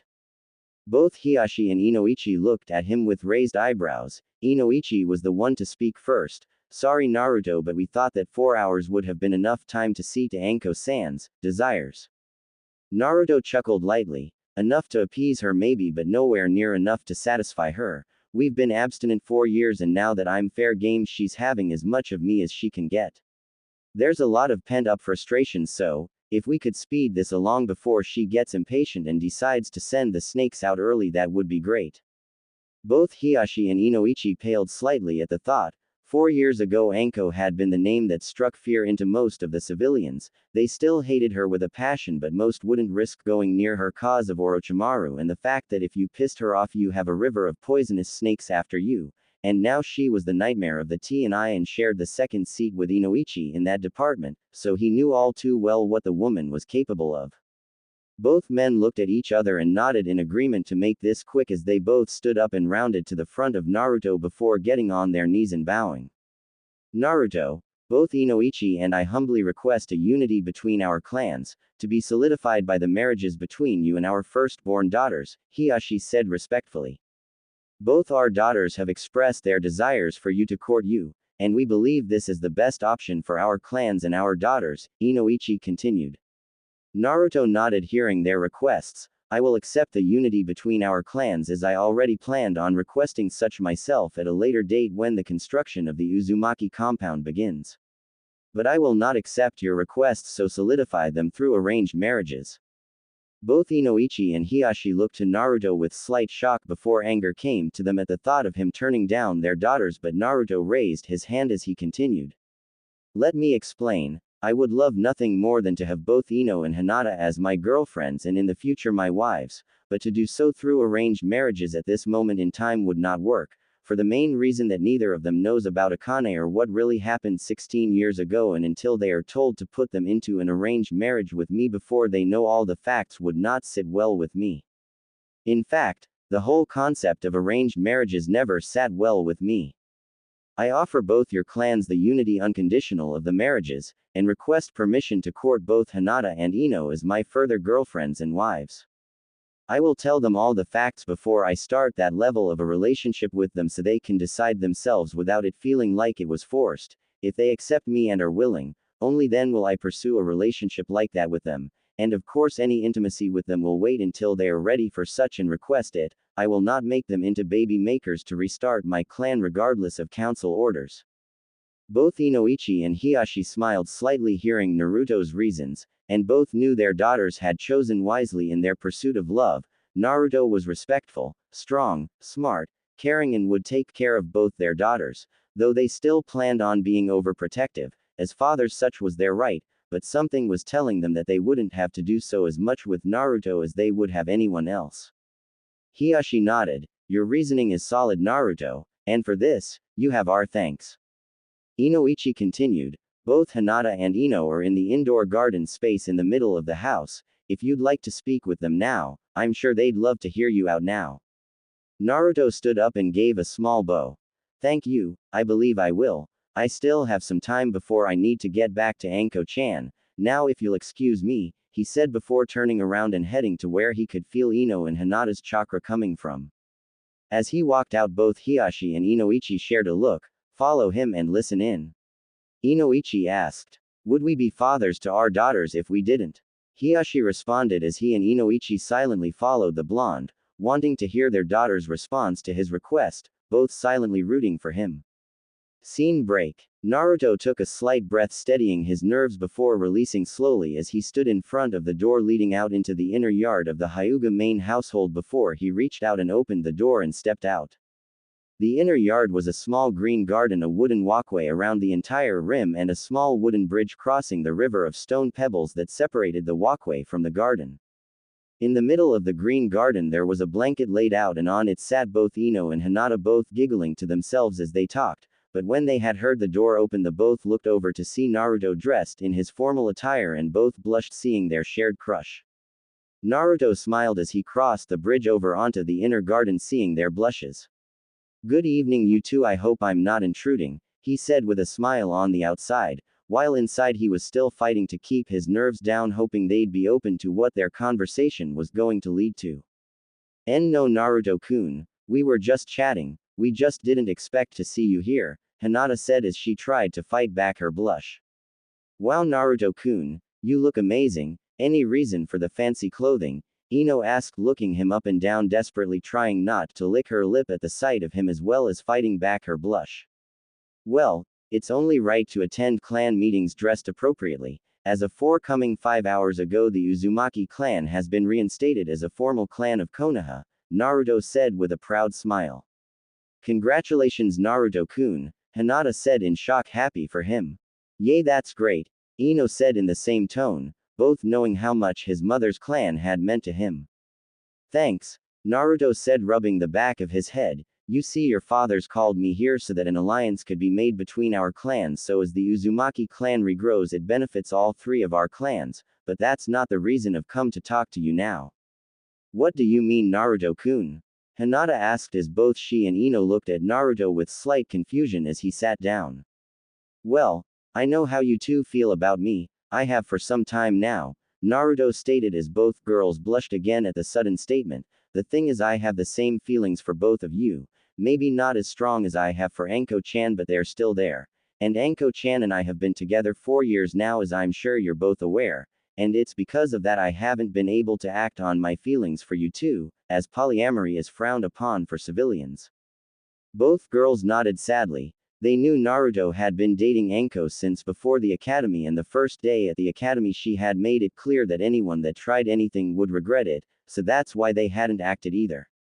But the thing is, now that the Uzumaki clan has been reinstated and I'm the last member, I've been placed on the CRA to restore my clan, and I'm sure you both know what that means, so I won't really go into the details, but the bottom line is Anko has agreed to share me, given I must have feelings for the other girls as well as them having feeling for me, which I think is more than reasonable, Naruto explained as he could see the blushes deepening on both girls as he talked.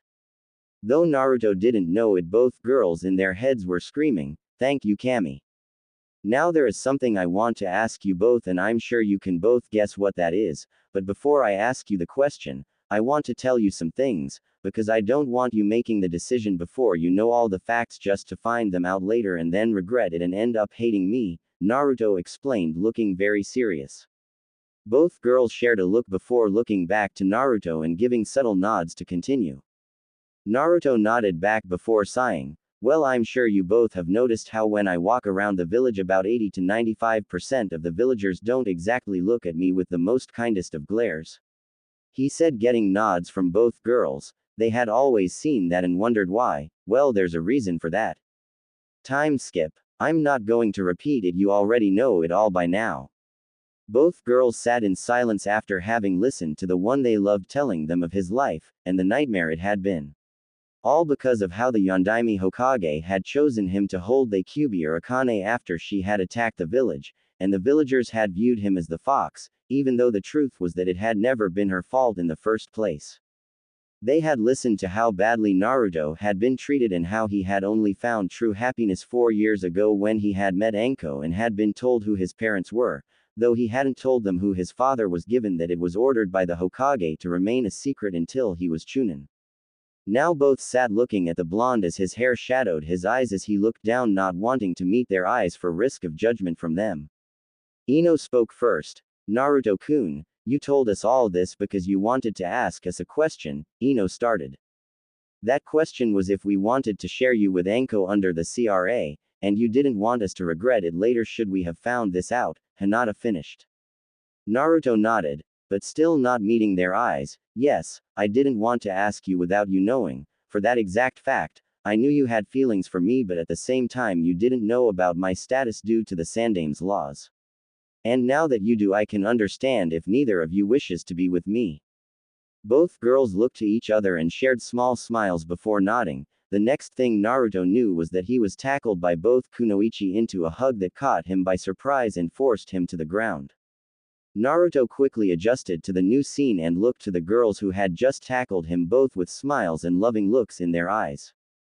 Naruto-kun, this doesn't change how we feel about you. We could never look at you the way those Baka villagers look at you, Hinata said before hugging him as she desperately fought back her blush at being so close to Naruto 4 years and she was still trying to. Damn right it doesn't. Why should it? Akane isn't to blame, so why should it affect how we feel about you? Ino asked as she looked to Naruto. Naruto smiled before hugging both girls. Thank you, I just had to be sure. You have no idea how happy you both saying that makes me, Naruto said happily that they both still wanted him. Both girls hugged back, both with blushes on their cheeks, both unbelievably happy that the boy they had both had a crush on was returning their feelings for them both. After a few moments the hug broke apart and the three of them sat back, all with smiles on their faces. You know, I was kind of nervous about all of this, Naruto said, rubbing the back of his head, both about telling the two of you about all this and the fact that you'd both turned down the idea of sharing me. Both Ino and Hinata blushed and giggled at statement, understanding Naruto's thoughts. Not many women would agree to share a man, but then again not many men are worth sharing, but Naruto was the exception. Anyo, actually Naruto-kun, 3 years ago when Ino and myself talked and discovered each other's crushes on you, Hinata started, but Ino cut in. We agreed that if we could both have you each share, Ino said with a slight smirk on her face, even at the same time. Hearing Ino say that, Hinata blushed beet red and Naruto have a slowly growing lecherous smile as a very vivid mental image of what his future could contain came to his head. At the same time, just to the inside left of the main house door, both Hiashi and Inoichi stood listening, both with slight blushes themselves, hearing their daughters had spoken of such things, and both looked to each other and spoke quietly. Well, Ino certainly is very outgoing in her ways, Hiashi said, trying to put it politely. Inoichi cleared his throat. Well, she's always been a very outgoing girl, but I'm surprised that Hinata agreed to it. I didn't think her the type. Hiashi gave a small smile. Well, she takes after my wife in that way, I'd suspect, but she's still young, he said before they both went back to listening. Naruto cleared his throat and mind of the images. It was still too soon for some things that he was thinking of. Well, if it comes the time that's what you two want, then I won't say no, but it will still be some time before we do anything like that. If we do start dating, then we'll take it slow so we can get it right. Ino nodded in understanding and Hinata shuffled nervously on her spot slightly, which Naruto noticed. Hinata, is something wrong? He asked, worried he'd upset her.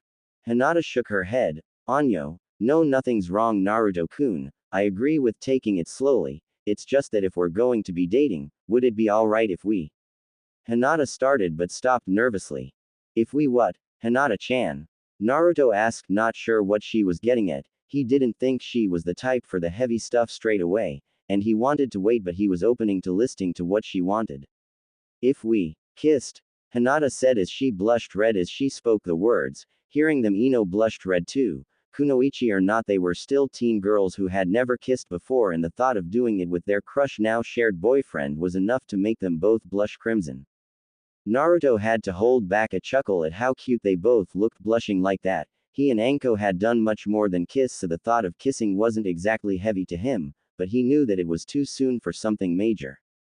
He gave them a small smile. If that's what you would like, Hinata-chan, I'll give you both one if you'd like, he said as he watched both their blushes deepen, but nothing more than a small chastity kiss. I'd like to take you both out on at least one date before we do anything more, he said seriously. Even he and Anko had waited till after their first date at Ichiraku's before anything more serious. To the inside left of the door, both Inoichi and Hiashi smiled, both knowing Naruto was a gentleman but both keeping their fatherly instincts down, knowing Naruto wouldn't take it too far, and both shared a look with the other since they were in this together.